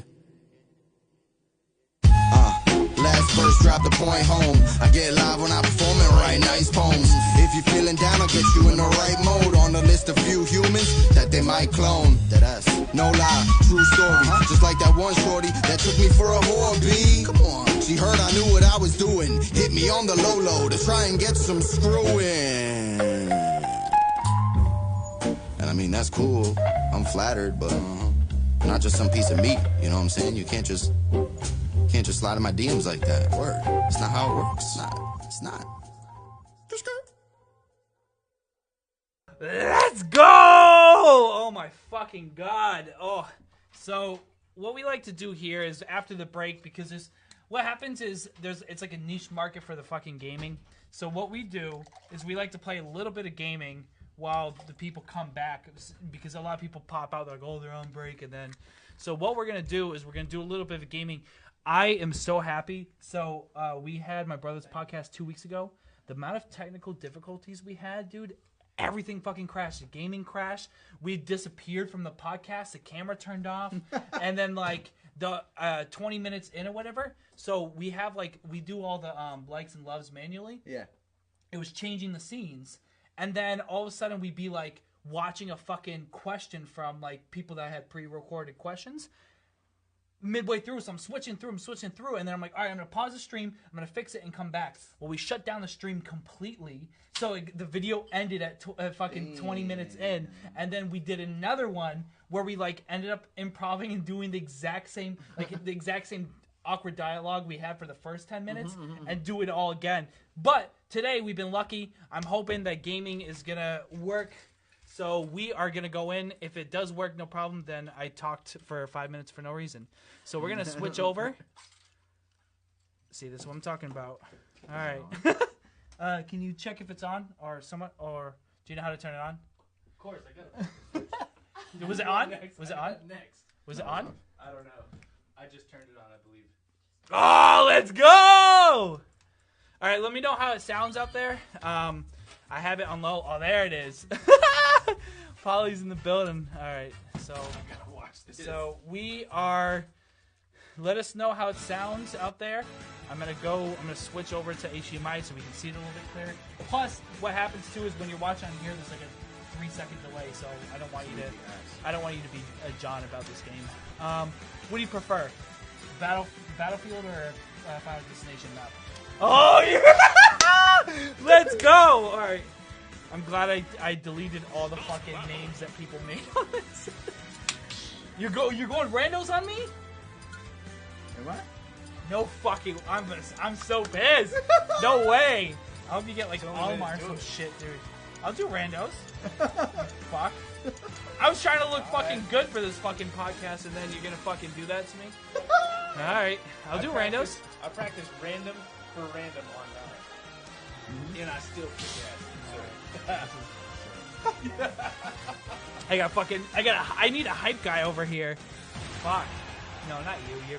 You're doing sound. I'll hype you if you can. Wolf! Guess, Oh! I'll hype you. All right, let's go. Wolf versus Sonic? Let's go. Oh, this is fucked.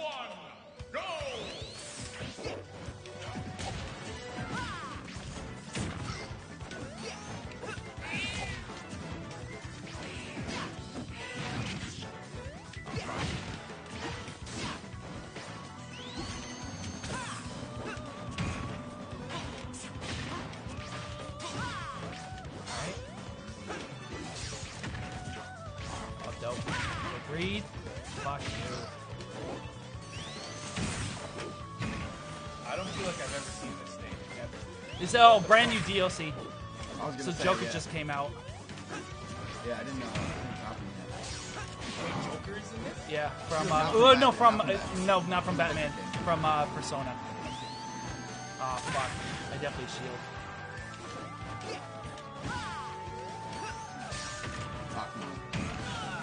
Oh! Oh! Let's go! Oh, you fuck, dude.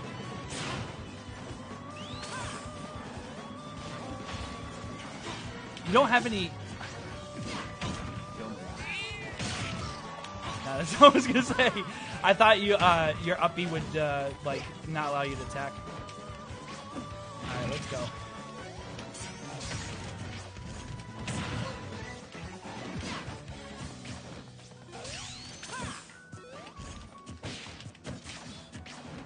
Let's go.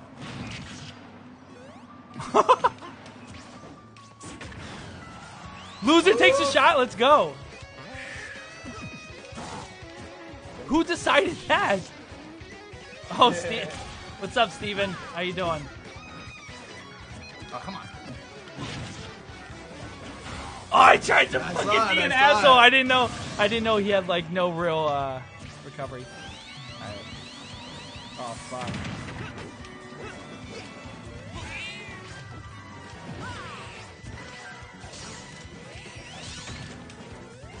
Nope. Oh, come on. Oh, fuck you.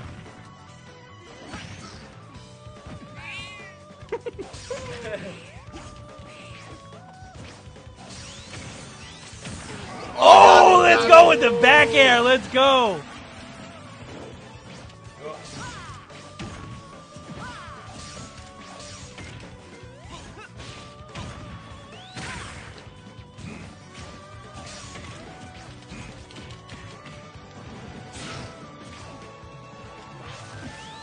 Oh, come on.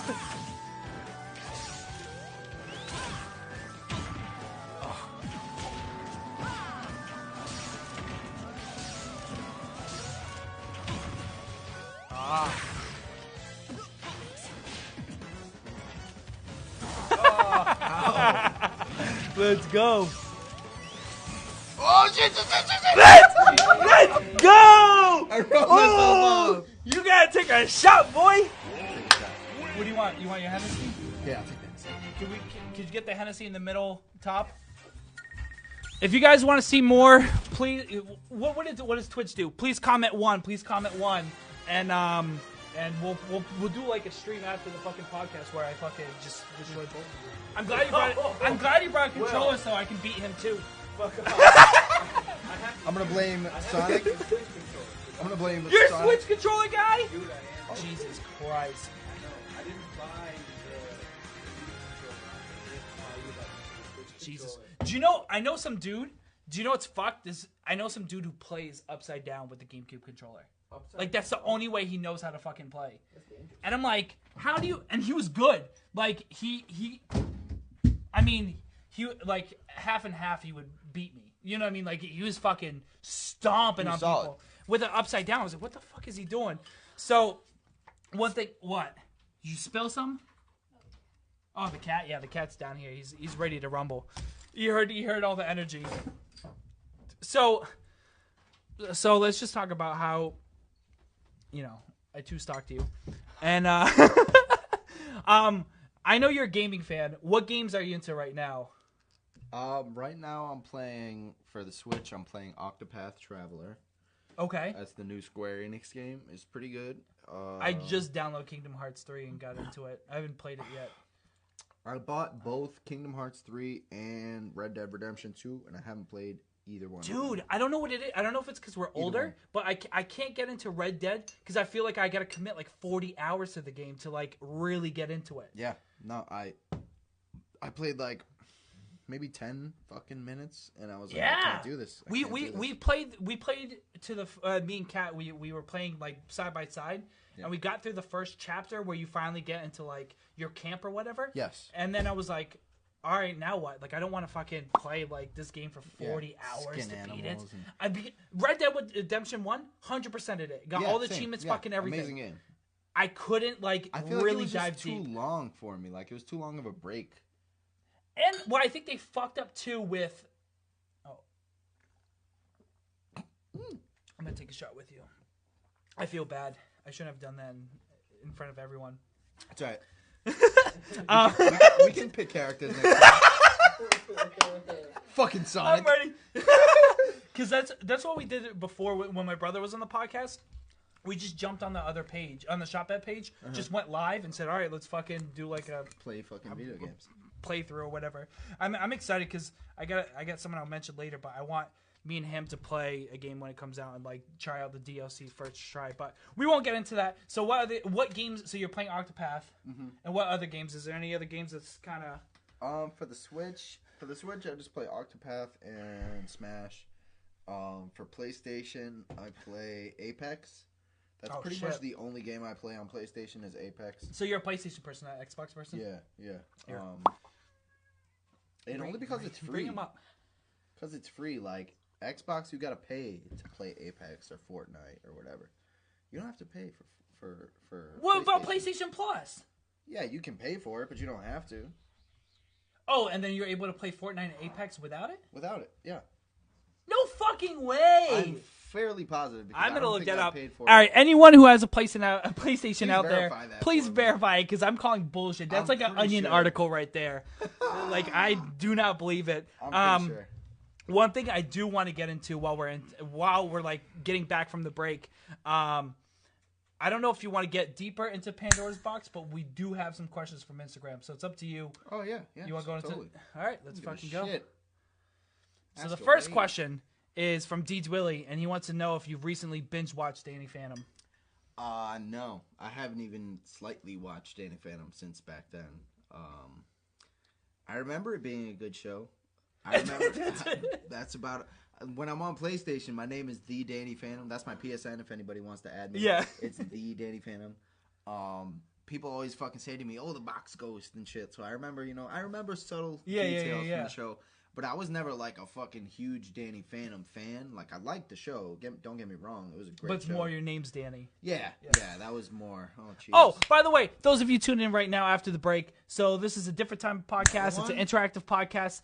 Whoever gets the least amount of likes or loves has to take a shot. So if you want Danny to take a shot, feel free to give me a bunch of drinks right now. We drink for every like. I drink for every like. He drinks for every love.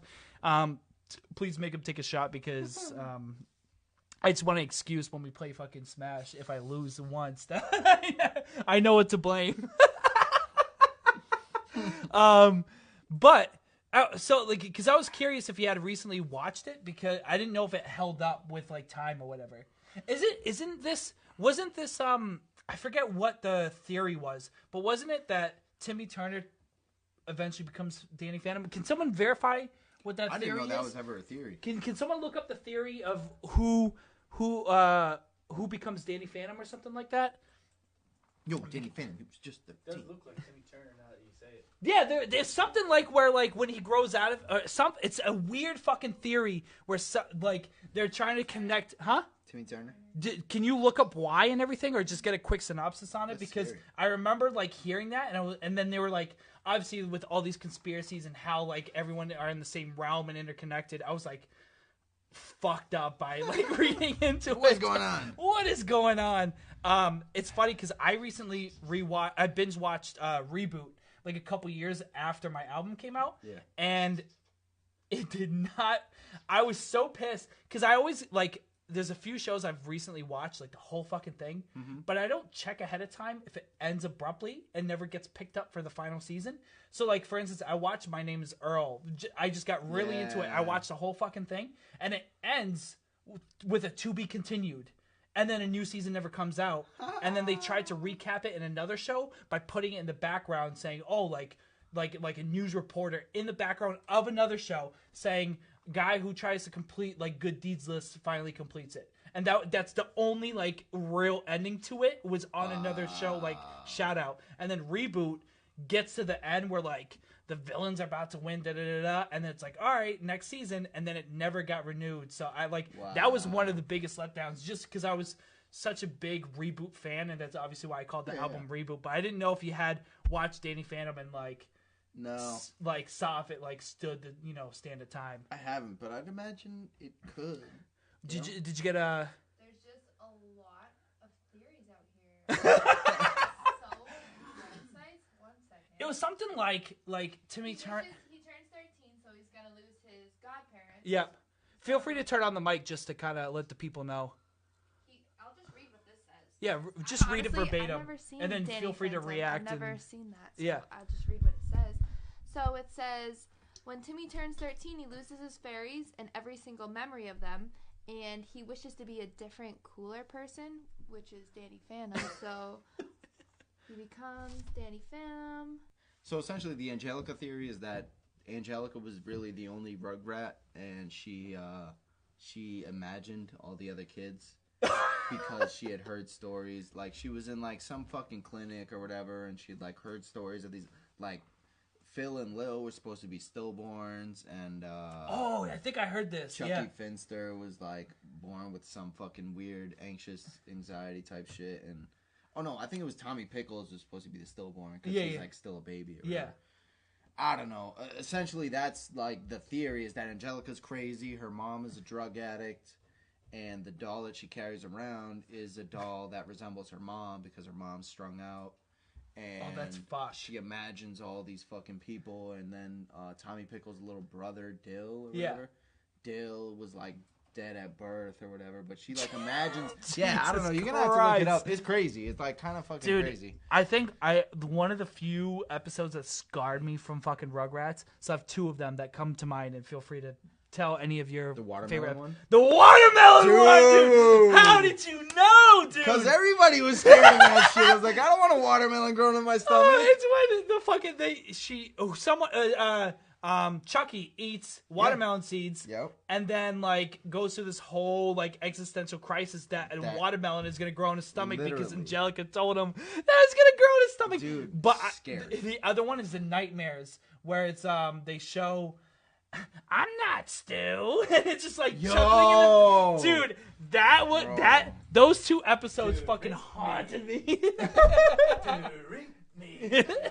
Yeah, dude. Oh fuck, that shit was. There's creepy. so And many big things. ass baby.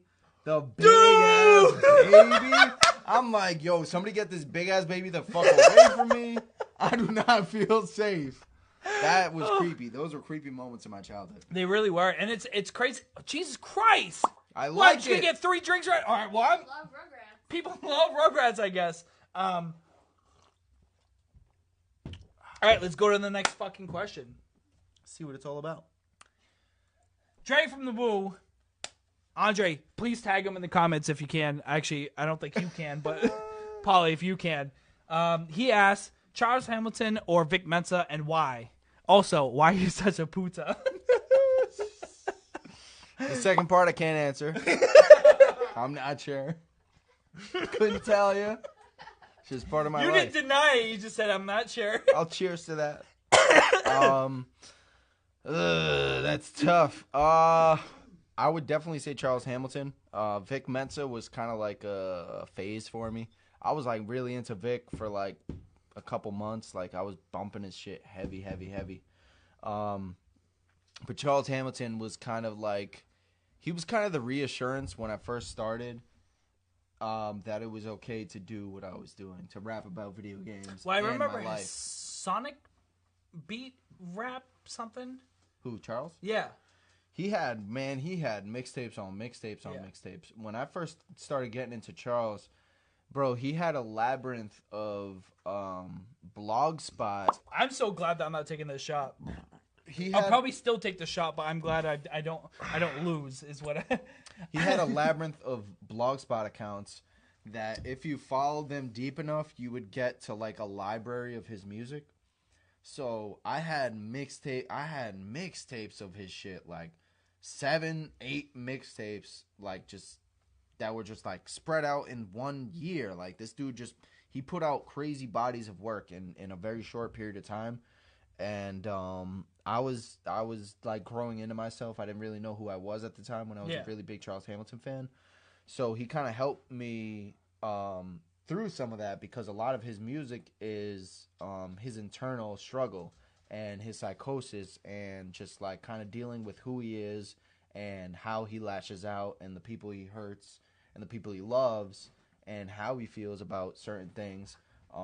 That's why he was such a big fan. I was such a big fan of his, was because like he was so honest about himself, and I don't know, he was just real. He was just very, very real about his shit, and you could tell through his music. Yeah. I feel like you can always tell when somebody's being genuine. Yeah.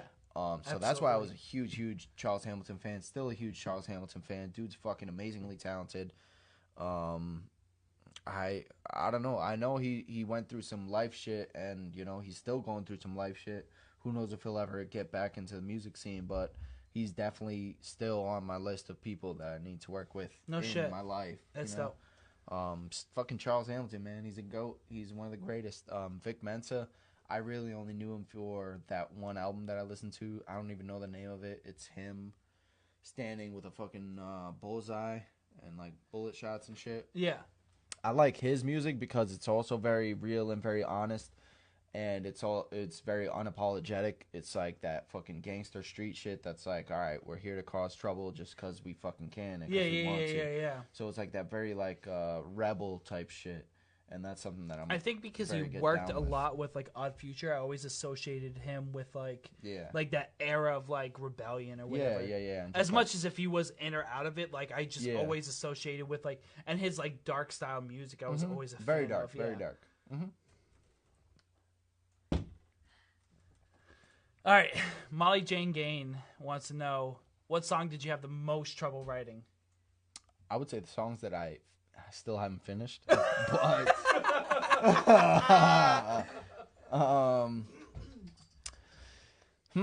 as far as like Pandora's Box, let's see, or just in general. In general, yeah. What song took me a minute to write? Something that I finished recently. Ooh, that one was tough. Oh, there's one for you. Shit. Maybe that'll get your brain started. Cheers. Thank God I came to drive. I think one of mine. See, like I have. Oh Jesus Christ! We have the cat attacking us. He's going crazy. I love it. Hey.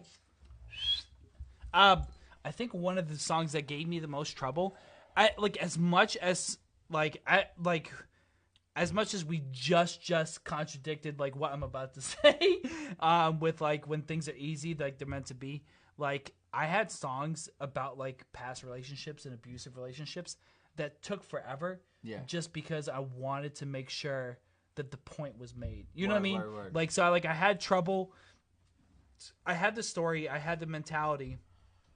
And I just wanted to make sure I approached it the right way, or approach it I don't want to be like, I'm not correct in the way like I wrote the song. Like I'm not trying to say I wanted to approach it because I didn't want to like offend anyone, but I wanted to approach it in a way where it encompassed like my feelings, even to the point where I re-recorded it 2, 3, 4 times because I felt I didn't exert enough energy to the point where the recording literally has me like almost screaming because like I'm like in pain, showing like my pain and stuff like that. And I think that was like as maybe not writing, but like getting the whole body of work together. That was probably one of the hardest songs to write, is just to get into the mentality and like revisit, because when I wrote it back in like 2000. The album came out in 2016, so I must have wrote it, just before that, and it was about a time in my life in 2008. So to like revisit something that, the thing beautiful about being an artist is you can talk about stuff that you wouldn't normally talk to people about, and you wouldn't like, and you revisit memories that you've already bottled up and like hated for years. And I think with that song, I think revisiting a time in my life that I was not proud of or didn't want to revisit just because I enjoyed where my life was at and where it was going. That song, not only revisiting it and then writing it in a way where I feel it will connect to people, and then like performing it and recording it like to evoke the emotion that I personally felt, that was the hardest. And like, and then I have people, I perform that song and I've had people say like, yo, I cried. Like I teared up. I drove around in my car, had on repeat, and just fucking cried. And that shit, like, just kind of made up for like all the trouble I had trying to piece it all together. Which I'm sure you had like similar difficulties with Hurt, unless it just kind of flew. Like, Hurt kind of literally. I wrote most of it on the drive. So I got the call that my friend Pat Hurley, he passed away. While like this was the 31st of December, the 30th of December, whatever. I'm driving up to New York to go to Brooklyn to chill with some friends and my cousins for New Year's, to have a New Year's party. And while we're on the way, like on the highway, I get a call from my boy Andrew telling me the news, like my boy just died. So I was like, for I would say like 20 minutes straight, I was just like I was a wreck. I was like fucking bawling. I was like screaming, yelling, this and that, just going through it. And immediately after that, I just started writing. Like I just wrote and I wrote and I wrote and I wrote, and it didn't even all flow. It didn't like. I just wrote like it was the whole song. I literally wrote the whole song before we got to New York. I wrote the whole song. I sent it to Molly Jane, and I was like, yo, I need you to help me with this song or whatever. I don't even remember what I said, but I was like, I think I just told her that I wrote this song. And that's really how that came out. So that came out very natural. I was in the moment. I was very much in pain. I was literally just got the news that my boy died. So that was pretty easy to write, just because I was on a long drive. I was in a car full of people, like, and none of them could console me because they didn't know my friend. Like I knew my friend. They just knew that I was in pain. So they couldn't really console me the way I needed to be. And the only way that I could calm myself down was through writing this music about him. So that's when I wrote the song. The hardest song that recently has been the hardest song for me to write was this song. I guess the title of it is going to be Thinking of Her on the project, on Pandora's Box. It's a song about my grandmother, and I heard the beat years ago. I heard it like 2 years ago, and as soon as I heard the beat, I literally started tearing up because I started thinking of my grandmother. And if anybody knows me, they know my grandmother was like the biggest influence on me, one of the biggest influences on me in my life. She basically helped raise me. She taught me a lot of shit. She was there for me a lot of the time. So in the back of my mind for these past couple years, I always had this beat playing, and I was like, yo, I gotta make another tribute, because I've made tributes to her before, but I was like, I gotta make another tribute to her because like it just feels right. And so for years I couldn't write to it. I would play the beat and I couldn't write to it. I would just play it, and then one day it was near the anniversary of her death, and when it gets that sort of time, like October, November in the year is usually when my depression kicks in because I'm just like getting sad thinking about shit. And so November kicks in, and I start thinking about her, and I hear the beat again on like Pandora or fucking Spotify, and immediately it just started like clicking. It just started clicking bars and bars, and like, and I'm just thinking and writing and thinking and writing, and finally the song came to me, and finally it's something that I'm proud of, and that I know does her justice, does like my craft justice. And now the song's done.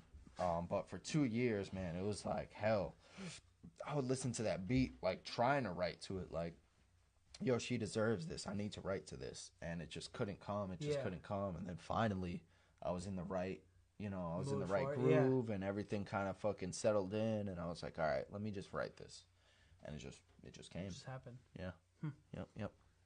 Well, let's go to the next question. Hopefully, it clears the air from us. We're going deep. I love you, man. Let's fucking, Resno wants to know, what are some of your favorite collabs and why?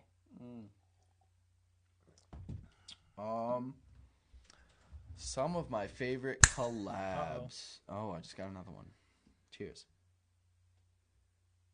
I'm so glad, by the way, for those of you tuning in, whoever gets the least amount has to fucking take a shot. So if you want me to take a shot, feel free to either love or migrate from like to love and just fuck me over. But go ahead. Love that shit. Favorite collabs. So one of my favorite collabs was one that was never released. It was a collab that I did for a friend of mine, NyQuil. He goes by Quilly Johnson now. Okay. He sent me a song. Oh, these fuckers! I'm Thank so you. pissed. Yeah, keep loving. They're gonna like migrate. Everybody Dude, that you know what's fucked? I know we to talked love. about it, but like you got a fucking clear beer. Look at that beer. It's a Phantom. Heineken. He's Phantom. actually drinking. Favorite collab, the one with Quilly. He sent me a beat with some with a verse and with him singing on it, and it was fire. I mean, it still is fire. I still have it in my phone. With him singing and him putting a verse on it, and I wrote a verse about this shorty that I was seeing, and she had me in such a weird place because like just the nature of our relationship was really fucked up and weird. Yeah. So I wrote a verse to her, kind of like telling her how I felt. And it was just, it was from such a true place, and it was so accurate, and like I delivered it very, very well. Yeah. I'm not ashamed to say that. Yeah, I'm yeah, very yeah. proud of that verse. That it's one of my favorite collabs that never made it. If you're watching this, Quilly, or anybody that knows Quilly, send this to him and tell him that I still got the verse. I'm still willing to lay it down. Yeah. It was a great song. I don't know about you. These fuckers. And look at this. 25-24. All right, please come back. So I'm gonna say right now. Please come back. Please come back to the likes. Do not make me take a shot. Actually, can I get a peach ring? I'm gonna talk about one of my favorite collabs, and it's got. Well, actually, I have a few. Are you gonna come before the camera? Uh-oh. Oh, she's a hand model, by the way. I'm joking. She just comes in with the shot glasses. It's just her hand. She's at full green screen. She's just like pouring the shots for us. She's like hand model status. Hand model status. I think one of the things I loved, and like feel free to like tune in with the Grand Arcanum, but like Energy Days, when we did music and even doing music with Dill and my brother as a whole, I felt there was a mutual respect and like almost when you worked, like it's one thing to work with some people and then you can see that they don't throw their best verse at it, or or maybe you don't fucking put your all into it. You just throw it's just something that happens naturally. You fucking bang out the verse and walk away. Yeah. But there was something about working with my brother and Dill where like we brought the best out of each other because, and I feel like this happens with a lot of features, but like with them especially, is you don't look stupid next to your friends. Yep. And I think working with my brother on, Ode to Alcoholics, he made me look stupid, but it was one of those times where I was excited that he fucking did, because he hadn't rapped in like 2, 3, 4 years or whatever the fuck it was, and he put together this monster of a verse, and like I'm putting together like the song itself was like it was ode to alcoholics, and it was like about like drowning yourself in alcoholism and drinking all the time and just being depressed and stuff like that, but like a happy-go-lucky melody to like contrast it very nice. So you're like oh yeah, like, you know, like let me cheers to fucking being an alcoholic, but then like the actual words itself, even though the melody's upbeat, and it was very simplified to give that like ominence of like, come together, let's cheers, let's party. And then he threw down this like fucking, he listened to a shitload of idea like leading up to it and threw this monster of a verse. And I was like, this motherfucker, I have two like 12 bar verses. They're like very simplified and got like fucking easy memorizable Memorability? memorizable verses. Memorable. No, but they're memorized. No, but they're memorizable. So you can memorize them. If they're memorable, you remember them, but it doesn't mean you memorize them. Fair. But like, so whatever. I'm not gonna reiterate it. So like, I like they were easy to like repeat. You know what I mean? Like the crowd knew it the second time around. And then my brother throws this verse that is just fucking nasty, and there's no like catchy parts. There's nothing. It's just a fucking monster of a verse, and demolishes me, and then goes, "Here you go." And I'm like, "You fucker!" Like, I don't want to rewrite my verse and make it like a completely different song where it's not like an upbeat, catchy song. But like the contrast of that just made it so dope to like be like, "All right, like you guys are excited," and then all of a sudden my brother comes in and tells everyone like, "Hey, like, you know, like this is what is real. Like this is the message of the song," and it almost. I don't know. That was one of my favorite collabs. Yes. We'll go to the next question. We actually got Paulie. He's got 4 questions for you. 4-part. He wants to know what constitutes a... Yeah. What the fuck? Is that a yeah? What the fuck?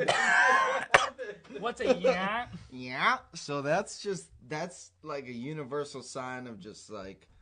things are going well, or you're just trying to catch your friend off surprise and he doesn't know you're there, or just like, you know, you just got something fucking for free, just like anything that constitutes just like a Yahoo moment, just like a Yahtzee.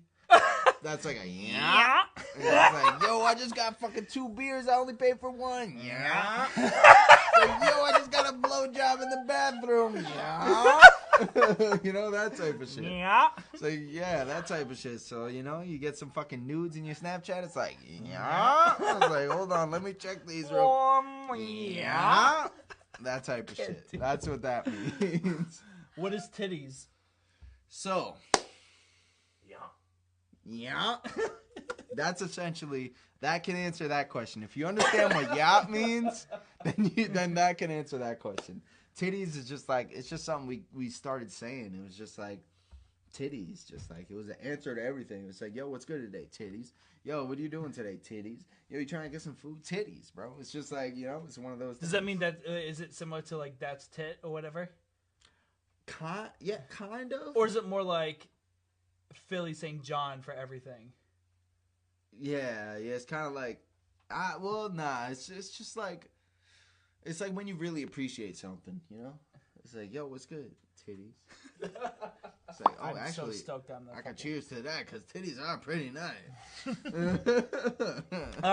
What's your favorite piece of jewelry? Do you have it on right now? Mm-hmm. Don't tell me you're gonna fucking brand it to people right now. You're branding it? It's tough. My favorite would probably... it's tough. It's really tough. I don't know. The favorite has probably got to be the Ghost, just because of what it signifies. It's fucking fire. It looks dope. And I got this before I even made the brand Pac-Man Ghost. Just because, you know, Danny Fantom, I'm attracted to that type of shit, and this is a custom piece. This is one of one. This is like, you know, it's fire too. I know like the camera doesn't give it justice, but it's this dope. This is all diamonds. I'm blinded. 14 karat gold. Flex on. Just flexing, low key. But besides that, I don't know. Second place is a tie between the bracelet and the chain. The chain is 200 grams. The bracelet is 700 grams. But the bracelet just feels so nice. It's just nice and heavy, and it's got the crazy lockbox on it. Like, it's just really What does fire. grams mean? Grams, just grams of gold. So A gram of gold right now is like $30 a gram. So this is 200 grams. It's just, I don't know. It's just like the weight. Don't get robbed. Cause like hollow. Don't shit, tell people. Nah, fuck you. I'll fucking smack you with the chain. I don't care. This shit hurts. But I don't know. A lot of people wear fake jewelry or wear hollow shit, and this is solid gold. Like this is not hollow. This is like you hear it. That ain't hollow. So the second place is the chain and the bracelet, but the ghost is obviously the favorite because of just what it stands for, and it was one of the first pieces I got when I started getting into jewelry. So. And your favorite strain of weed? Oh, that's tough. Oh. You were ready with the jewelry question, and then weed, wow. You're like, oh. That's favorite strain. Mine's gotta of be weed. blueberry yum yum. Fair. I don't know, man. That's tough. I would have to say. Ooh, that's really tough.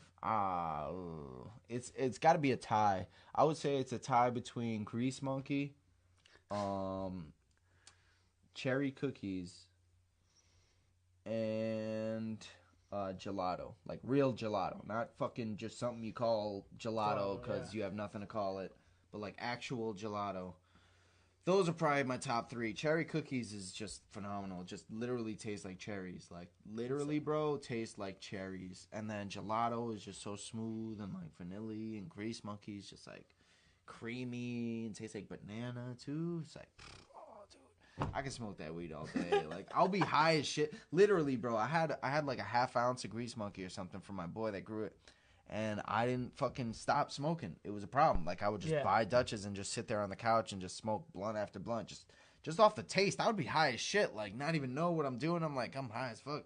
I'm just rolling another blunt because this shit tastes so good. Like, that's my... So, it's tough, but definitely those three. Cherry cookies, Grease Monkey, and gelato. So, real quick, just because I know we're probably either going to go out and drink more or we're going to play Smash. Yeah. I gotta fucking take a piss like a racehorse. Oh yeah, me too. I'm not we're gonna lie. we're almost done to wrap this up. What I'm gonna do for the people is I'm gonna play Crooked Smile. You won best Worcester's Best Music Video Award, and it's one of my favorite songs by you. We're gonna play it real quick. We're gonna zoom out of here. I'm fucking doing the PP dance. Hit some loves. So hit some loves. Do not hit some loves. Hit some likes. Hit some likes. So he has to take a shot. All right, let's go. I'll be right back. Submitting questions. We had a couple questions regarding Crooked Smile, and people were wondering where it was filmed, and your boy just filled in. But if you want to tell people how that all came together, feel free to let them know. So, Crooked Smile was actually filmed in Boston, and I'm gonna credit that whole video to my boy Curtis Karaoke. I feel like I'm in a Twilight Zone or some shit. Yeah, I'm just gonna. Yeah, he hit me up. Oh, I got 28 I know, likes. I'm so fucking pissed, I need another dude. beer. Should I get it? Yeah, go get another beer real quick. Jesus Christ, Wow, you're ready to I go. got 4 more. Oh, let's fuck you. Come back to the likes. This is keep loving. Keep showing me the love. Come whip through.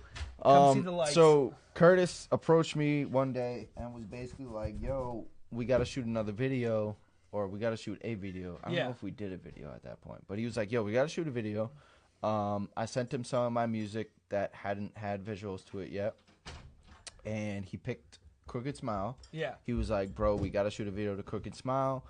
And then he even went as far, he was like, "Bro, I got a couple girls that would be perfect for it." And he introduced me to Sharina. Hi, Sharina. You may or may not see this. You're great at everything you do. He introduced me to Sharina, who is the star of the video, the girl with the curly hair. Yeah.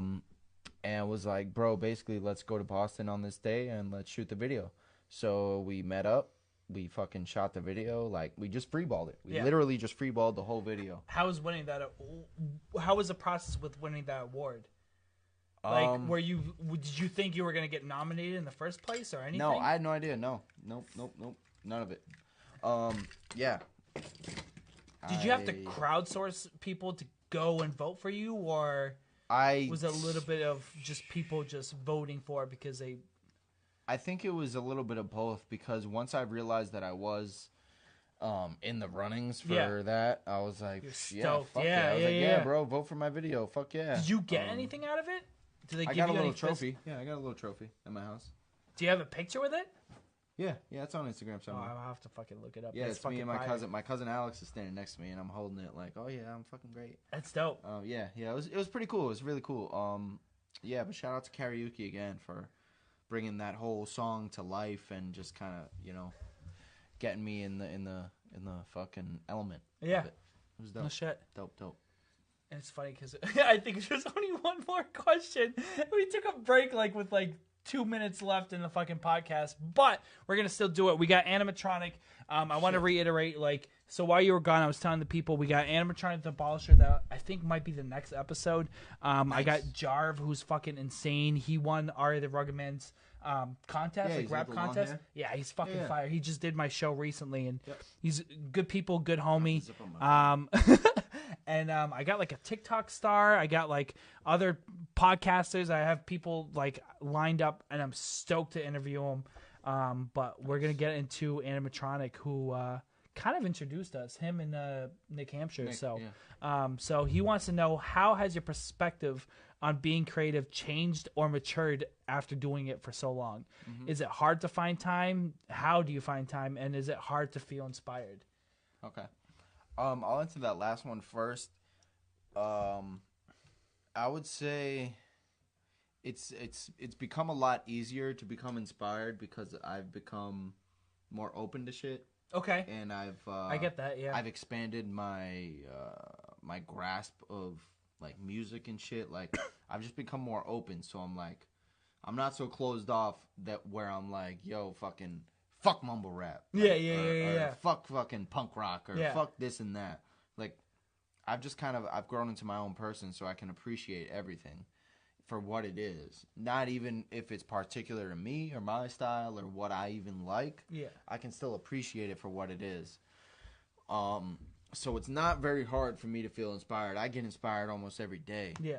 I strictly follow people on my phone for inspirational purposes. The only people I have on Instagram are people that either make me laugh, are my actual friends, or that inspire me to do something bigger. So my perspective on being creative, I would say that it's changed a little bit because when I was a little more immature, I didn't understand art as much as I understand it now. Yeah.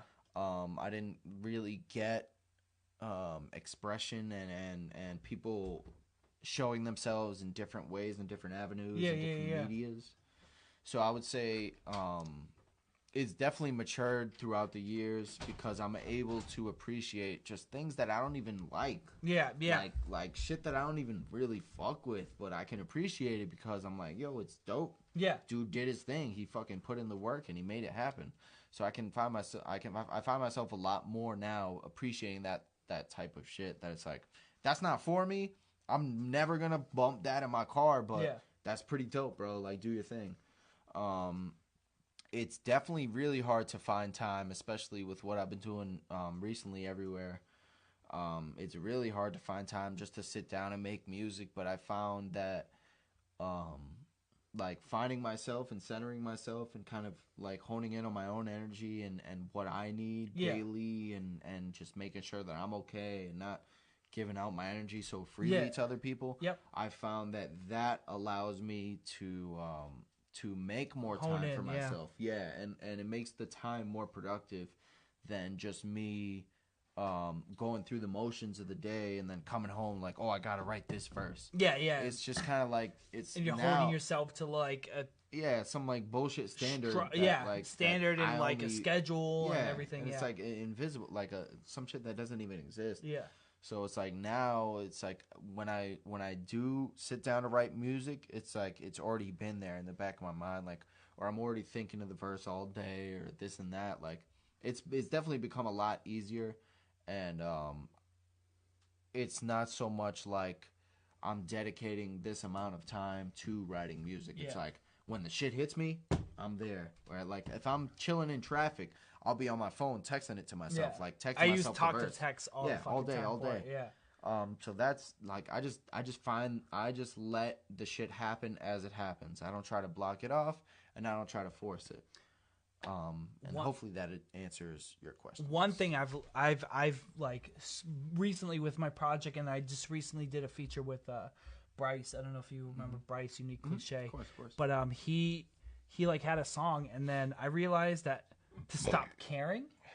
I don't know if that makes sense from a writing standpoint. Definitely. Because like you're like I'm not gonna concentrate on the syllables anymore. I'm not gonna concentrate on anything. Like on our fucking feature, the first line I'm just like, ooh, yeah.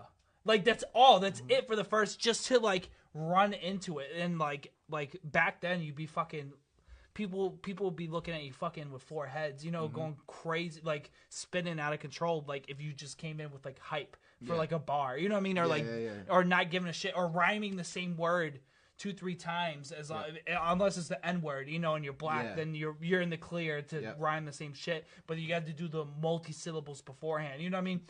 There was a standard of like you can't rhyme the same thing over and over, and like it's grown, I think, with this new hype rap that's coming out, where like the standard of writing isn't as strict, like the policy, like, and I think that's happened with a lot of stuff, and I think that's why people are nostalgic about like the old music, because there was a structure and there was a rule book, and you had to do things a certain way, and then it's so funny to see it progress over the years, where like people intentionally didn't follow the rules to stand out from the people that are following the rules, to the point where even nowadays you have all these mumble rappers and people like, and bitching about it.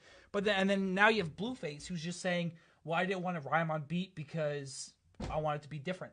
And it's like, what do you mean? You know what I mean? Like that's like the core, that's rule number 1, like at the top of everything. So like it's like I've learned to not give a shit about that rule set that was held so highly when we were doing music, like even 4 years ago, 6 years ago, whatever. We were like, rappers would be judged on certain etiquette and certain like rules and like standards. Like the dude that's rap, like this is what always bothered me, and it's always intrigued me, is like the rapper doing like the multi-syllabic like rhyme schemes that would like fucking be crazy flows. But wouldn't say a fucking thing. Yeah, word. And then people are like, yo, this dude's crazy.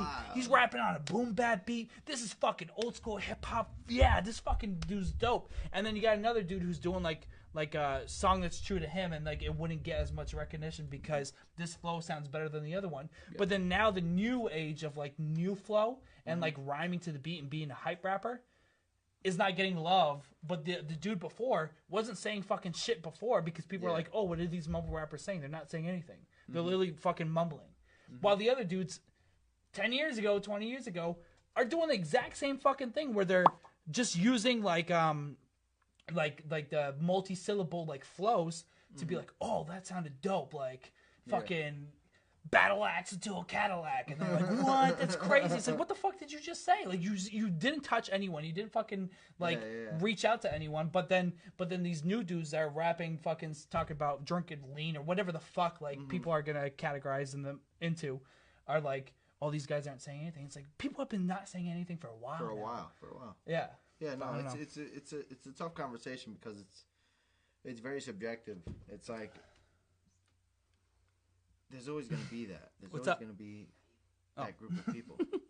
There's always going to be a group of people that are not conforming, And for hip-hop purists, it's like, that's a big no-no, but what are you going to do? Yeah. It's art, you know? Like, what are you really going to do besides bitch about it? And what's that going to do? Yeah. It's just going to make you look grumpy. I'm pissed, by the way. I got to say I'm pissed. What? Why? Wait, whoa. He has a laughing face. You have a laughing face, motherfucker? You better make your decision. He likes it. Oh, we're... I'm dead. I've never had a fucking tie, and if this motherfucker is going to go through and go from laughing... Guys, fucking hit that like button, because I'm going to be pissed if I end up getting a tie because of one fucking person. It's officially a tie. Yeah, but someone else just started watching that's going to either love or like this. Oh, whoever's there, okay. Autumn. I would like to say hi. Autumn. Danny's not even paying attention to you. So I'm going to say shoot that like button to say who you like better. You don't even know this fucking guy. So just fucking like it. Danny with the love. No, you... All right, I'm going to say right now, Autumn, if you don't fucking hit that like button, I'm going to be fucking pissed. I'm going to be pissed. I'm going to be pissed. I don't know. Autumn, I'm giving you like 2 minutes of free airtime. Autumn, I'll Talk take about you your on a date. boutique right now of clothing. That's fucking bullshit! Alright, fuck it. Alright, Destiny has it that we're fucking tying. Do you want Hennessy again, or Yeah, are you definitely. good? Alright, I'm gonna do some rum. Here's a little bit of chaser. Alright, guys. Can you at least make the likes and loves look like we're about to tie, because it looks right now that he's winning, and I want to just make sure that he's not winning. The delay is you. Oh.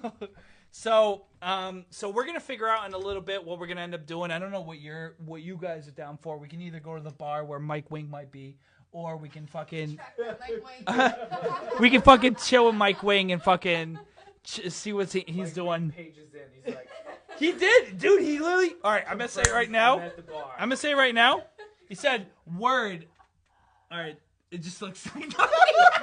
I'm like, he goes, word, let me know. And I'm like, all right, we'll fucking go. So, no, fuck this person. It doesn't count.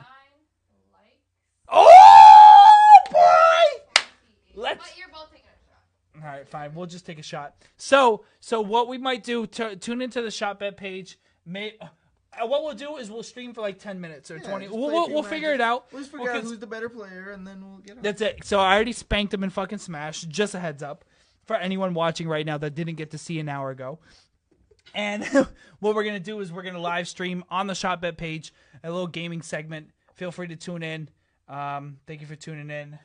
Thanks, guys. Thank you, Danny, for having. Let the people know. Follow him. Follow the Phantom. Follow me on Instagram at follow the Phantom FANTOM.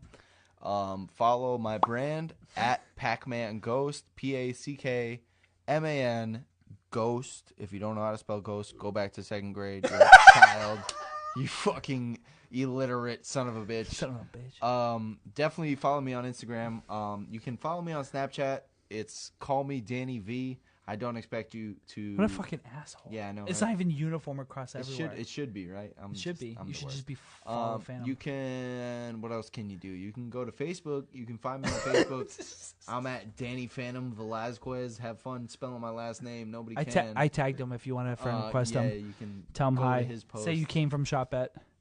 Yeah. I don't know. Ask me for my number. Take me on a date. I don't care. What's up? I'm single. No.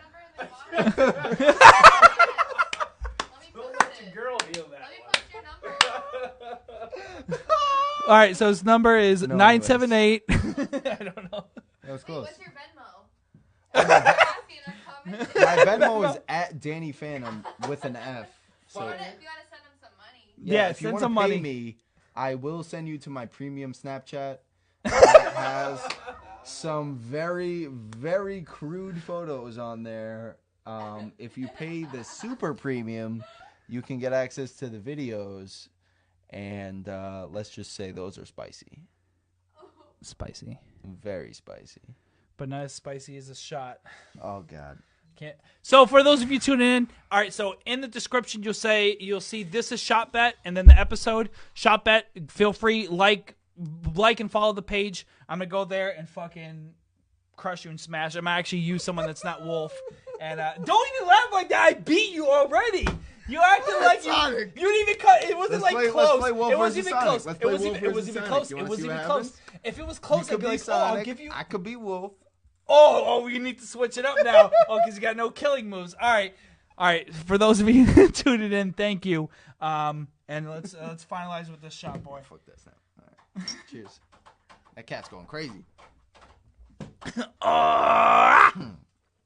Thank you, guys. I dream